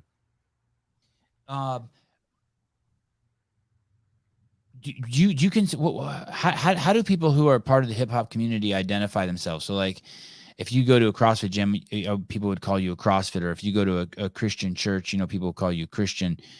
Does the hip hop community have Like, are they called hip hoppers? Are they? Yeah, I mean, I think it's changed over the years because hip hop has become this global genre of music that's like I wouldn't consider every fan a hip hop head. But the thing is, where I can only identify from where I came from, and so the way I came into first of all, when we were young, we were living hip hop culture. Besides listening to the music, we were all breakdancing. We all were rocking around with boom boxes. I was doing graffiti. So we were already living the culture. And those are the elements of the culture, part of it, you know. And so once I learned that this thing's called hip hop, the rap music is the music of the culture and this, that, and the other, then now I'm like, okay, I'm in hip hop culture. I'm into this. And so in Miami, locally, there was literally a few thousand hip hop heads. It was like I always tell people it was almost like identifying the goth kids in school. Yeah. Those are the goth kids. Those are the you know, the jocks, and then these are the hip hop kids. Yeah. Yeah. Yeah. And so that back then it was a lot easier to say because we would all go to the same clubs. There was only very few clubs, you know, or parties. And we would all see each other and kind of know each other by face. Didn't matter what part of the city you were from. We'd all culminate for this love of this thing. It's changed over the years because it's become so huge. So I don't know that I can't speak for a 19-year-old kid who listens to rap and considers, you know, if they consider themselves a hip hop head or what they consider to be a hip hop head. But this is how I consider it. You know, I feel like if you're into the culture, you understand the culture, you know, kind of the history of the culture, more or less the elements of it and what it means as a bigger thing just in the music itself than just rap music, then I feel that you're a hip hop head. Are there any songs that you think that have just fucked our culture? Like just set us down the wrong path, like NWA's Fuck the Police? I mean, I'm sure that there's a good argument to be made that like gangster rap has fucked up a lot of shit. But then again, I could say that argument for Metallica. I could say that argument for, you know, Suicidal Tendencies. I could say that for Butthole Surfers. I could say that for, right, you know, a rain, you know, like whatever, you know, like when people used to criticize hip hop, I used to think about like the Rat Pack and Frank Sinatra, how they were down with the mafia. Right. Like, yeah, they didn't talk about their music, but they were like the mafia's arm of music, you know, like they were what made them look cool and stuff. So I think we have bigger problems than blaming it on just hip hop. You know, like it's not hip hop's fault because again, I subscribe to the idea that art should be free and open to interpretation. I think people should just be better. You kind of said this already. Be better parents to your kids, so that when they listen to "Fuck the Police," they don't go outside and say to a cop, "Fuck you," because NWA told me.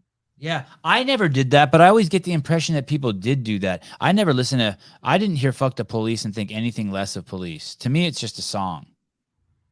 But yeah. I'm sure there were people. I'm guessing that there were crowds that invigorated. What I tried to do is understand why they were saying that at a point. And this is where Public Enemy helped me a lot in putting myself in different people's perspectives and then looking at history. Because that's another thing. I feel like people don't have context because they don't know history. People refuse to learn about things. So then they take it for what it is right now. And if you do that, then you're missing a big part of the problem. Right. And so I would look at, okay, why are they saying that? And then as I grew up and I started to have my own interactions with the police, then I started to realize, yeah, I'm not happy about these people either. You know, the policing could be better. And if I went to school and I had a criminal justice class, and I had a teacher, Mr. Brett, amazing. He was a police officer before he became a teacher, and he was great, man. He was amazing, and he taught us a lot about, you know, the pressure and the fears that cops have and why you should treat them a certain way when you interact with them. And I adhered to all of that. Yeah. And usually it went well. Usually most cops were great, but it was just those couple of bad apples that could really fuck everything up and make you fear all of them. Right. Or make you have disdain for all of them. So, you know, it just depends, man. You ever spend any time in jail? You get arrested? Yeah. I got my jail. I have, I guess, 2 jails, but I got arrested. You know, remember the Elian thing that happened in Miami with the kid? Oh, yeah. So I have a ridiculous story with that. And part of my problem with police. I knew it. All Cubans know each other. I knew it. They were all there. No, so that was a big national news story, obviously. And it was huge. The family where they had the kid, remember when they raided the house? Yeah. For people who don't remember, will you give us just a brief story that there was a kid who needed to be deported or something, right? And The kid came with his mom. They yeah. came on a raft. The mom died in the ocean. Uh-huh. The family here, she risked her life to get her kid here. Then the family here took him in, but then I believe Castro was still alive. Yeah, Castro and the regime used that as a political, anthem for themselves. Like they just amplified like this is a problem. Like they wanted to use that on the world stage, and then the father in Cuba, which I actually understand. The father's like, okay, the mom died. I need my son back. Yep. But you got to look again, perspective. Take the politics out for a second, perspective. I feel him. Give me my fucking kid back, or I'm burning the whole world down. So the father was like, of course he was used as a political pawn as well, just like the family here was used as a political pawn. Yeah. And then the father fought, and then finally, the U.S. government decided that they had to give the kid back. The family here, diehard Cubans, they were like, nope. And the local Cuban community were protesting it and like kind of surrounding the house. And then the feds went in and by force had to take the kid out. I don't think they hurt anybody, but they forceful entry. So when that happened, protests sprung up all over the city. Cubans were protesting all over. I had my store that I mentioned, Crazy Goods, on a street where down the street they were doing a protest. And this is before I go to Cuba. My friend who went to Cuba with me, Garcia, who was also one of the filmmakers with me, and he was a rapper in my crew. He's Cuban as well. So we both looked at each other. This is history right now unfolding before us. Yeah. Let's go and look, at least go look at the protest. Go check it out. We're Cuban. Let's just go and see what's going on. Yeah. So we walk over we drive over, we park, we walk over to where they're doing it. And it was they were just stopping traffic. It was like, hitting pots and pans, dancing, singing. They were just being annoying to the traffic. They were stopping traffic. The riot police get there. We didn't even go into the actual protest that was walking in the streets. There was a cop that stopped us and said, you guys stay here in the corner. The riot police are going to clear those people out. When they come back, you guys can leave. Because we wanted to leave, actually. We're like, when I saw the riot police, I told my boys, like, it's time to go. Yep. The riot police clear out. They come back. Mind you, it's a corner it's me, my boy, a little Cuban kid yelling obscenities about, he's like, Janet Reno's a bitch and Clinton's a pussy. Shit. But in fact, it sounded even more funny. And then there was an older couple, and then another couple, a younger couple, where the woman was pregnant. That was the group that was there on that corner. When the riot police are coming back, they're tapping their batons against their shields, and that's dictating their pace that they're walking. Right?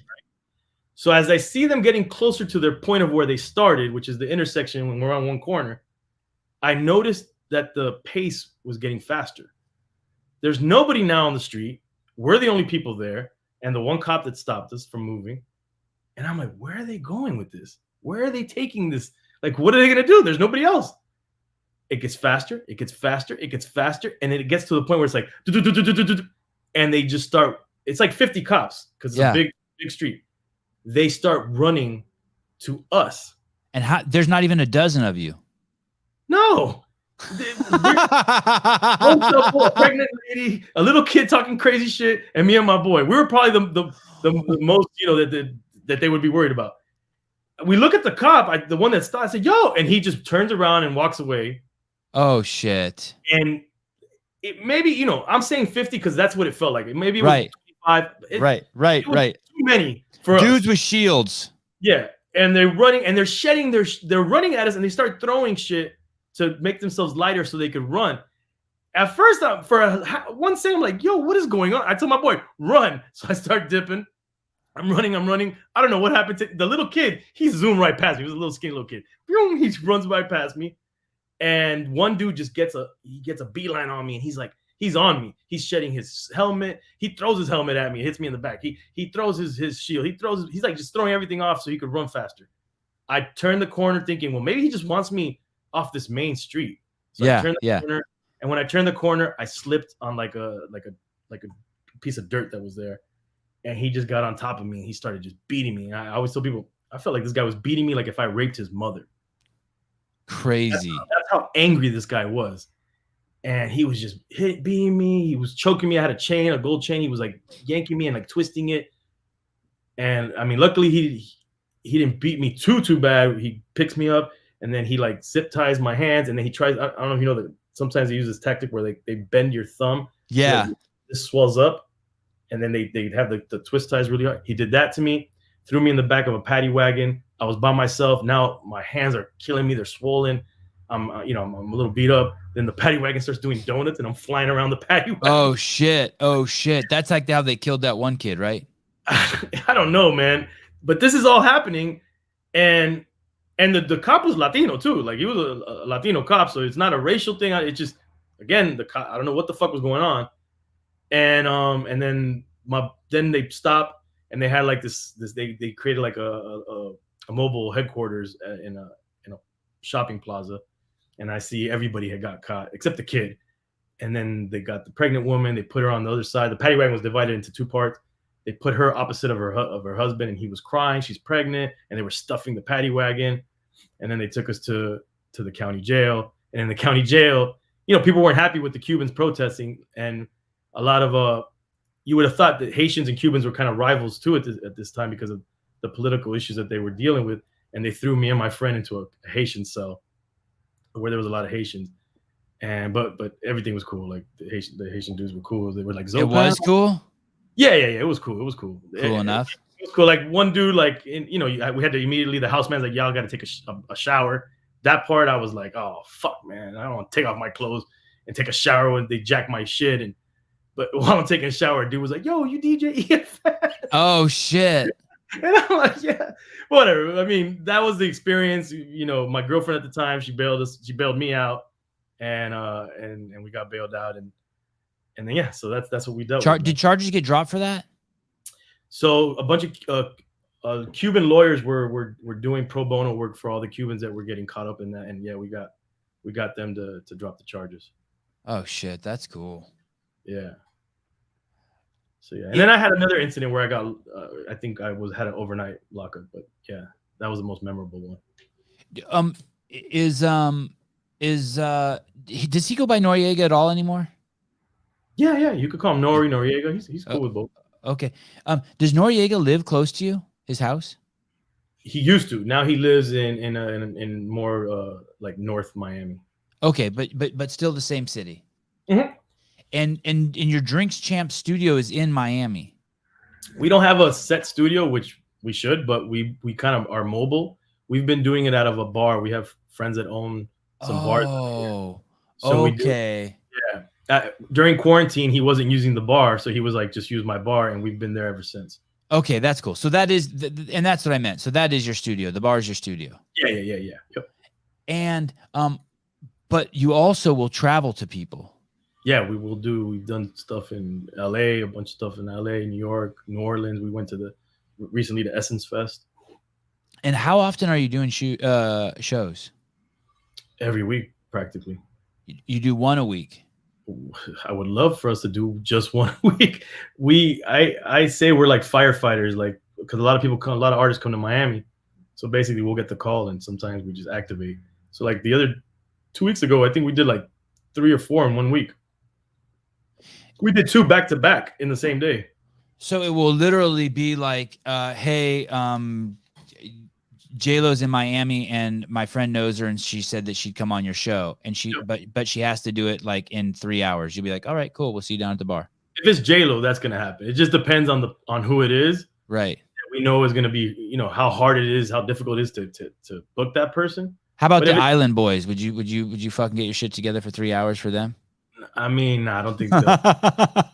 They can come to my office and do our other show, Beer Fest Fridays. What's up with those kids? What's going on? What are we seeing? What's their hit? Do you know anything about them? I mean, I think I just know what everybody else. Last night though, I came across their interview with Steve-O. Steve-O did an interview for his podcast. I don't know, man. I just think they're two kids. You know how you say are people closet rappers or whatever? I just think they stumbled onto this, and it's nowadays it's not just chasing a career and kind of like XYZ how you make money. It's like going viral is a form of making money, because once you go viral, you can monetize that, and so they figured out a way they went viral, and they're taking advantage of it. I'm not mad at how they're taking advantage of it, but I don't really know much of their story. When I found out they were Cuban, I was like, oh damn. But Oh, they are Cuban. yeah, they're too Cuban. Yeah, they're they're probably first or second generation Okay, here. I had no idea. Okay. Yeah, they're Cuban, and they seem like good kids actually. From the interviews I've seen, they don't seem like bad kids. I just They the don't seem like music's bad not kids for me. at all. They don't No, seem they like don't. bad kids at all. But okay, let me ask some more pointed questions. How cognizant are they're tattooing their face, dude? Yeah, They're that's tattooing their face. How cognizant? God, I'm an old fucking man. How cognizant of them? Is there a plan? Like, let me go way far out there. Was there someone who came up to them and like some fucking Jewish guy with a fucking suitcase who's 4'11" is like, listen, boys, this is what we're gonna do. Here's a plan. Over 3 years, we're gonna do this. We're gonna approach this social media strategy. You guys are gonna get some tattoos on your faces. You're gonna sing these songs. And we're gonna do this. Kind of like how you might imagine like Milli Vanilli did. I don't know if right. Milli Vanilli really did do that, but Right. do you think that there's some sort of master plan with those guys, or those kids are just like, fuck it, let's just, every day they're shooting from the hip? Yeah, look, I don't know, but I don't think so. You think I they're don't shooting know. from the hip? I think so. I mean, I'm sure that they have a couple people around them, especially now that they've become this like thing. And they're doing very like strategic interviews with. I've seen them doing certain interviews with people, but I don't think so. I don't think that they started as like this whole campaign strategy that someone concocted for them. I think there were kids that were doing it, and then something hit. They even like in the interview last night that I was watching with Steve-O, they said that they didn't even like the thing that went viral. That one of the brothers didn't like it, and the other one was like, "Nah, it's cool." And they thought this other song that they did on TikTok was gonna go viral, and then that ended up going viral. I mean, they do some weird shit that makes me think they're making fun of themselves. Like when they show themselves fighting, like, are they making fun of themselves? No, they are again, I don't know for a fact, but I think that them or now the people they have, I think now they have people around them that are identifying the algorithm or whatever you want to call it, what works and what doesn't work, and they're like, do more of this. And Wow. I think that is probably what's happening now. Incredible. It's a trip to watch. The, the only advice I have for them is they got to stop smoking. Weed? No, nicotine, whatever's in those vape pens, whatever's in those vape pens, they got to stop. They're going to, you're gonna be bummed. And anyone who's addicted to nicotine, you're gonna wish you weren't. You Right. do not fuck with nicotine. No, nicotine's terrible. It is and the vape pen is Just as bad. it's 1,000 times worse, man. It's fucking heroin. I see N.o.r.e. those. quit after What? years. N.o.r.e. he was a chain smoker and he was able to quit. Yeah, good on him. Hey, how did he do it? Did he lock himself in a room or something? I don't remember how he did it, but I know it was a part of it was with dieting and fasting and doing stuff like that kind of got him on that road. You guys have been friends for so long. Yeah. 20 over 20 years. Yeah, man. Is it do you guys talk besides going to the show, or do you guys try just to keep the whole relationship at the show level? Will you call him after this and be like, "Hey dude, let's go to the beach," or "Hey dude, you want to get our kids together," or do you do that? Nah, because he doesn't live close to me, and I live where I live, and we're at different, and this goes to all my friends. I'm in a different place than all my friends in the sense that most of my friends have older kids that are either adults or approaching adulthood. Right. And I have a 2-year-old and a 4-year-old. Yeah, that's where I'm at too. What people seem to have forgotten when their kids were that young, or they were so young that they didn't care as much, or they just had a different type of lifestyle. But I feel like, hey man, I'm lucky enough that I do the things that I do, and I have a living that allows me to be in my children's life as much as possible. And I understand that my kids aren't going to be this young for long, and so I want to be there as much as I humanly can around them. More kids? Are you gonna have more kids? I don't know. I would have been fine with just one, but myself and my girl were both only children, and we know what that felt like. So we brought my son into the world so they can have each other. Yeah, that's really cool. My wife and I used a shitload, which was my girlfriend at the time. We always used protection, and then once she wanted to have a kid when she was 39 and I was 43. We thought we would never get married and never have kids, but then all of a sudden she wanted one, and then that's how we ended up with more, because all of a sudden, after 15 years of using condoms and then not, it just became like 4 years of just fuck, greatest 4 years of my life. Man, God, I love pregnant women. Just the whole when they turn into mamas, it's so great. Yeah. I don't know how dudes leave them when they're mamas. Like, that's the time you want to be with them. For sure. You guys did a 3-hour interview with P. Diddy, but only showed 45 minutes of it? No. Our television version is 45 minutes because it fills an hour block with commercials, but our YouTube versions are the full thing. Because I thought I heard yesterday n.o.r.e. say that he asked P. Diddy how many times he's eaten J-Lo's ass. Yeah, he did. That didn't make the cut. Did that make the cut? Man, that was a while ago. Does n.o.r.e. when n.o.r.e. says that, do you want to run out of the room, or do you get excited, or are you just like? No, I'm. The thing is, I'm used to it. You're chill. Okay. I'm used to it, so it's not either or. The only one that makes me cringe is when he says, "How many abortions have you paid for?" Like that's wild. Wow. He goes hard. He stopped saying that. But, n.o.r.e.'s just he's smart. n.o.r.e.'s a smart guy. He knows how to play the media role, and knows what things people are gonna be like shocked by, and in the beginning, I think that's what helped us, is that a lot of these artists weren't doing these kind of long form sit down interviews. I don't even like calling them interviews because I don't feel like we're journalists doing Q&As. We're just having these conversations, but nonetheless, they weren't doing them a lot. And I think that what the fans and the audience really loved is to see them sit there for that long, loosen up a little bit, and then how they react to some of these weird questions or some of the weird banter, because we have no problem in mid conversation talking to our friend on the side, hey, pass me that, or hey, stop doing that, or hey. And so that's what I think people came to love about Drinks. I was like, how is this guest going to react to this environment? And so that's what it is. Guest, it's kind of weird, right? Like, I don't know if it's like this for you, but I like all the guests pretty much equally. Like, I love just getting some dude who has 50 followers who lost 200 pounds and fucking just going deep with them. Yeah. Like who made fun of you? What happened? How did you get, you know what I mean? Just dig into their past. Next thing you know, we're crying together. Just fucking dig. But there's also a component. It's like, oh yeah, look at me. I'm a fucking big game hunter. I got DJ EFN coming on today. I fucking, put his head on the wall. You know what I mean? In the podcast game, I got a trophy. Right. Since you work with Revolt, do you guys get to enjoy lesser guests, or is it always rhino hunting? Is it like after Kanye, you're pissed that you got fucking the Island Boys? You're like, fuck, we really, you know what I mean? We're slipping.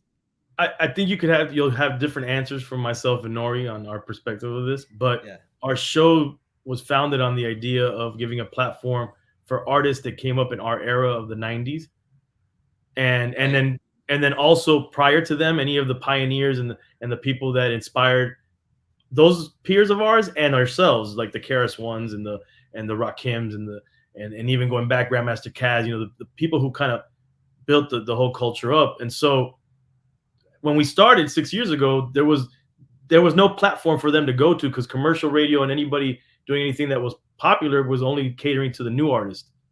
So it's easy. You could argue that people were saying that, oh, this is not going to get traction. That's why I think we caught lightning in a bottle. I don't even think our distributor at the time, which was CBS Radio, I don't think they were prepared. And in fact, I know they weren't prepared. They didn't think it was going to blow up, because we didn't make a penny till 6 months down the road, because their advertising and sales team didn't know how to sell us. Right. And so now if you ask n.o.r.e., n.o.r.e. is very competitive. He's very, very competitive. So now there's a lot more big podcasts in our space, and everybody's trying to get these big names and big artists. But for me personally, the best ones are the ones where we bring in these guys you haven't heard of haven't heard their name in a while, find out they're still working, they're still dope, find out their story, and maybe help reinvigorate their career if we can have any hand in that. And I also think that when we have a big artist, it only benefits when we bring in that other artist the next episode. If we bring in a new audience and then that audience learns about this person afterwards. Like we just had Patti LaBelle. Never in a million years would I have thought, never, not even starting this podcast, not even we had Kanye, did I ever think I would sit across the table from Patti LaBelle, such an icon in music. Yeah, that is crazy. That was crazy. I saw that the most recent. I'm trying to see if I have the photo somewhere. Yeah. Are you guys texting people? Like I just got kicked off of Instagram, but well, kind of. I don't know. I can still kind of see my account, but I had this account with a blue check mark. And so that's what I would do. I would just like DM someone like you, and you'd see the blue check mark and you'd be like, yo, what's up? And I'd be like, hey, can you come on? Who does that? Do you and n.o.r.e, like just you guys are just going into your contacts and just hustling all the guests? It's all of us. n.o.r.e definitely has a large Rolodex of people that he's been cool with because of his long career. And so that helped jumpstart our stuff. I have people that I've worked with over the years, artists that we wanted to have on that I've tapped into. And then now we've gone into the weird realm of where we're a part of people's rollouts, their press run, which I don't like that. I don't like being a part of. I want people to come to our show because they know what it is, they're into it, and they want to sit down and have that conversation with us. But when you're a part of a press run, sometimes it's the publicity team, the managers, the label telling them to do the show, and it's not as it's just not as organic, it's not as authentic as I would like it to be. But I sit down with an open mind, just to have great conversations with these people, have fun. I think that's another thing. We're just trying to have fun and celebrate the careers of these people and the culture at whole, and that we're all a part of it, and kind of say we're all lucky to be here to make money off of this, Who's this? Okay, that was the game. Snoop Dogg. Yeah, he's a reoccurring. He was the second time he was on the show. Do you have any? Which guest has been on the most? Fat Joe has been on a lot. Jadakiss has been on a lot. Irv Gotti, this is his third time being on the show. Ja Rule. DMX was on twice. We had him. He was our first, not the first episode, but the first episode that really kind of took us over the top. He was like our third or fourth episode. And it was a really you could call it maybe a dark episode. And then the last one we did with him, which was maybe a month or two before his passing, here in Miami, he was just in such good spirits and good health, it seemed. And he was really a pleasure to be. Like now he knew what it was. When he did the podcast the first time, he didn't understand he didn't understand what the fuck we were doing. You ever set up in a hotel lobby. And so this time around, he knew. He had seen the viral clips from that one over the years. He knew what it was, and he was just in a good place, man. And it was really dope. I hate it. In the beginning, I've only been doing it a year. Well, that's not true. I've only been doing this podcast for a year. And now I'm 500 shows in. And when I first started, like I would get like a UFC fighter on and I'd be all excited. And this fucking guy would do it from his fucking car while he was so fucking driving, while he's so fucking stoned he can't answer a fucking question. Right. And that's what I guess what I was picturing the first time DMX was on. Like they don't even know what they're getting into. Nah, yeah. It's like, hey, dude, there's gonna be 30,000 people who see this, and you're sitting in your car stoned. Like, what the fuck? He did it as a favor more to n.o.r.e. Because they were label mates, and he's like, whatever, bro. You do a podcast with? He didn't know. Like n.o.r.e. didn't know when I first was approaching him about doing the podcast. It was a fairly new thing, specifically to hip hop, even. And you could tell, like he sat there. DMX doesn't like interviews to start with. He's not into interviews. Yeah. And he talked, and he drank a little, and he got into prayer mode, and people were thinking that maybe he was using again at the time. I didn't see him use anything. All he did was drink, and he was just in a dark place. You could tell though, either coming out of it or going into it. And after that, that episode went super viral. It took us over the top in terms of the numbers. and we thanked him for like, oh, he was on a quarantine episode via Zoom, and then he came to the show in person again in Miami in recent times, and it was amazing. Like now he knew. What's prayer mode? He's big on like he's really religious, and he's known for going into like these sermons and prayers. Like he'll pray, for everybody. Just all of a sudden, in the middle of the interview. Yeah, like that prayer went crazy. It went viral for everybody. Like whether you're religious and you love it for that, or just because how intense it was. Yeah, fucking love it. ASAP Rocky, how old is he? He's young. I don't know. I think he's like, what, 28 maybe? Yeah, man, he looks like he's 15. Yeah, he's with Rihanna. Mike Tyson was amazing. Wait, ASAP Rocky's dating Rihanna? Yeah. She's they got a baby that's coming. Wow. Is she like 10 years older than him? I have no idea. I'd be talking out of my ass. Mike Tyson? So what? That's ASAP? Okay. He's 33? Okay. And Rihanna's 34. So they're right there. Chris Brown. Yep. We went to his house in LA. What did you think about that song he did with Lil Dicky, the Freaky Friday? I thought it was cool. Can't say that it wasn't something I was really into, but I thought it was cool. And the video? I don't even remember seeing the video. Man, I watched it like, I swear to God, 1,000 times with my kids. Oh, really? Oh, man, it's so good. Have you had? Yeah. Did you ever see that freestyle he did on The Breakfast Club? I'm pretty years ago, right? Lil Dicky, yeah, and he said the thing about bending over Michelle Obama. Oh no, I don't remember. No, that. Oh fuck, it was crazy.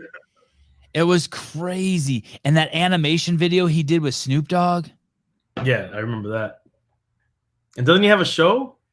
Yeah, he does have a show. I watched 1 or 2 episodes. I really like him. He's talented, but it's so self-deprecating that it's over the top. You know what I mean? I mean, he really beats himself up. Like, I like a little self-deprecating, but it's tough. And I guess with a name like Lil Dicky, it's like that's his shtick.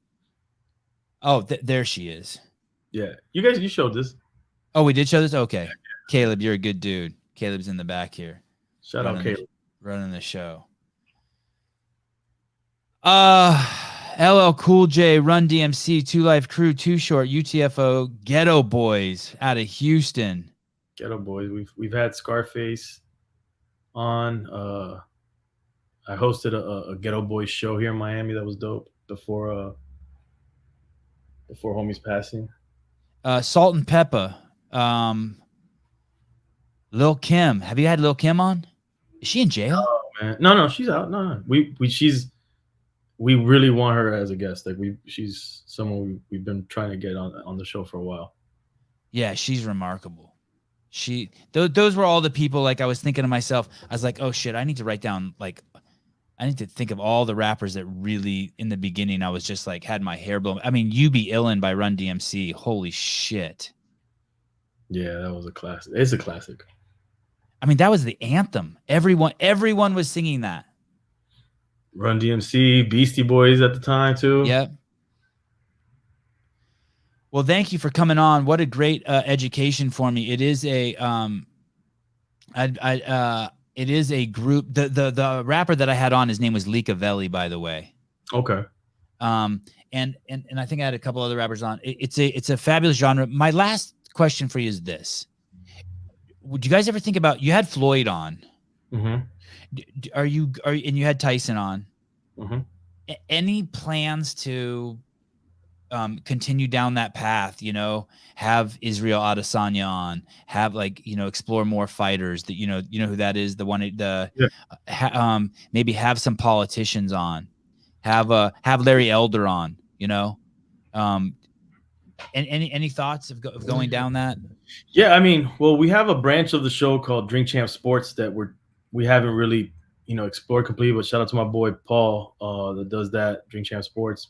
And yeah, I mean, I'm down to have, me personally, again, speaking for myself, I think anyone and everyone is welcome to do the show as long as we feel that we're going to have a good conversation and that somewhere in that conversation it's related to hip hop.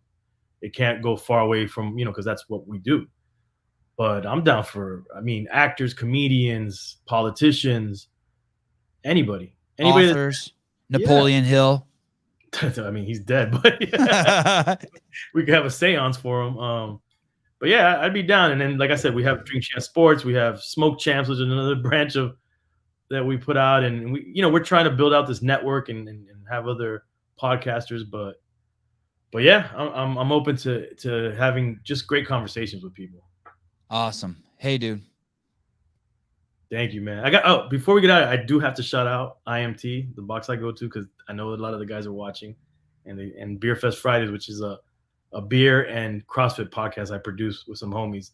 I was a bad influence on them, and I started having them drink a lot of beer and eat some pizza every Friday after a while, and it turned into a podcast. Do you do some podcast every day? I'm involved in something podcasting pretty much damn near every day. Yeah, you're a good dude. If I'm not producing it or I'm doing an interview on one, I'm involved in something every day. Thank you so much for coming on. I know when you have your own podcast, the last thing you fucking want to do is go on other people's podcasts. So I really appreciate it. I love it because you never know where these conversations are going to go, and it's refreshing. Yeah, cool. Thank you for having me, man. I appreciate you. And shout out to my girl for setting it up, and my boy Jay Havana who helped quarterback it as well. Yeah, awesome. And I will be watching and staying in touch with you. I appreciate you. Sounds good, man. Take it easy, brother. Be safe out there. Peace. Yep. Everyone, you got it? Can you be on? No.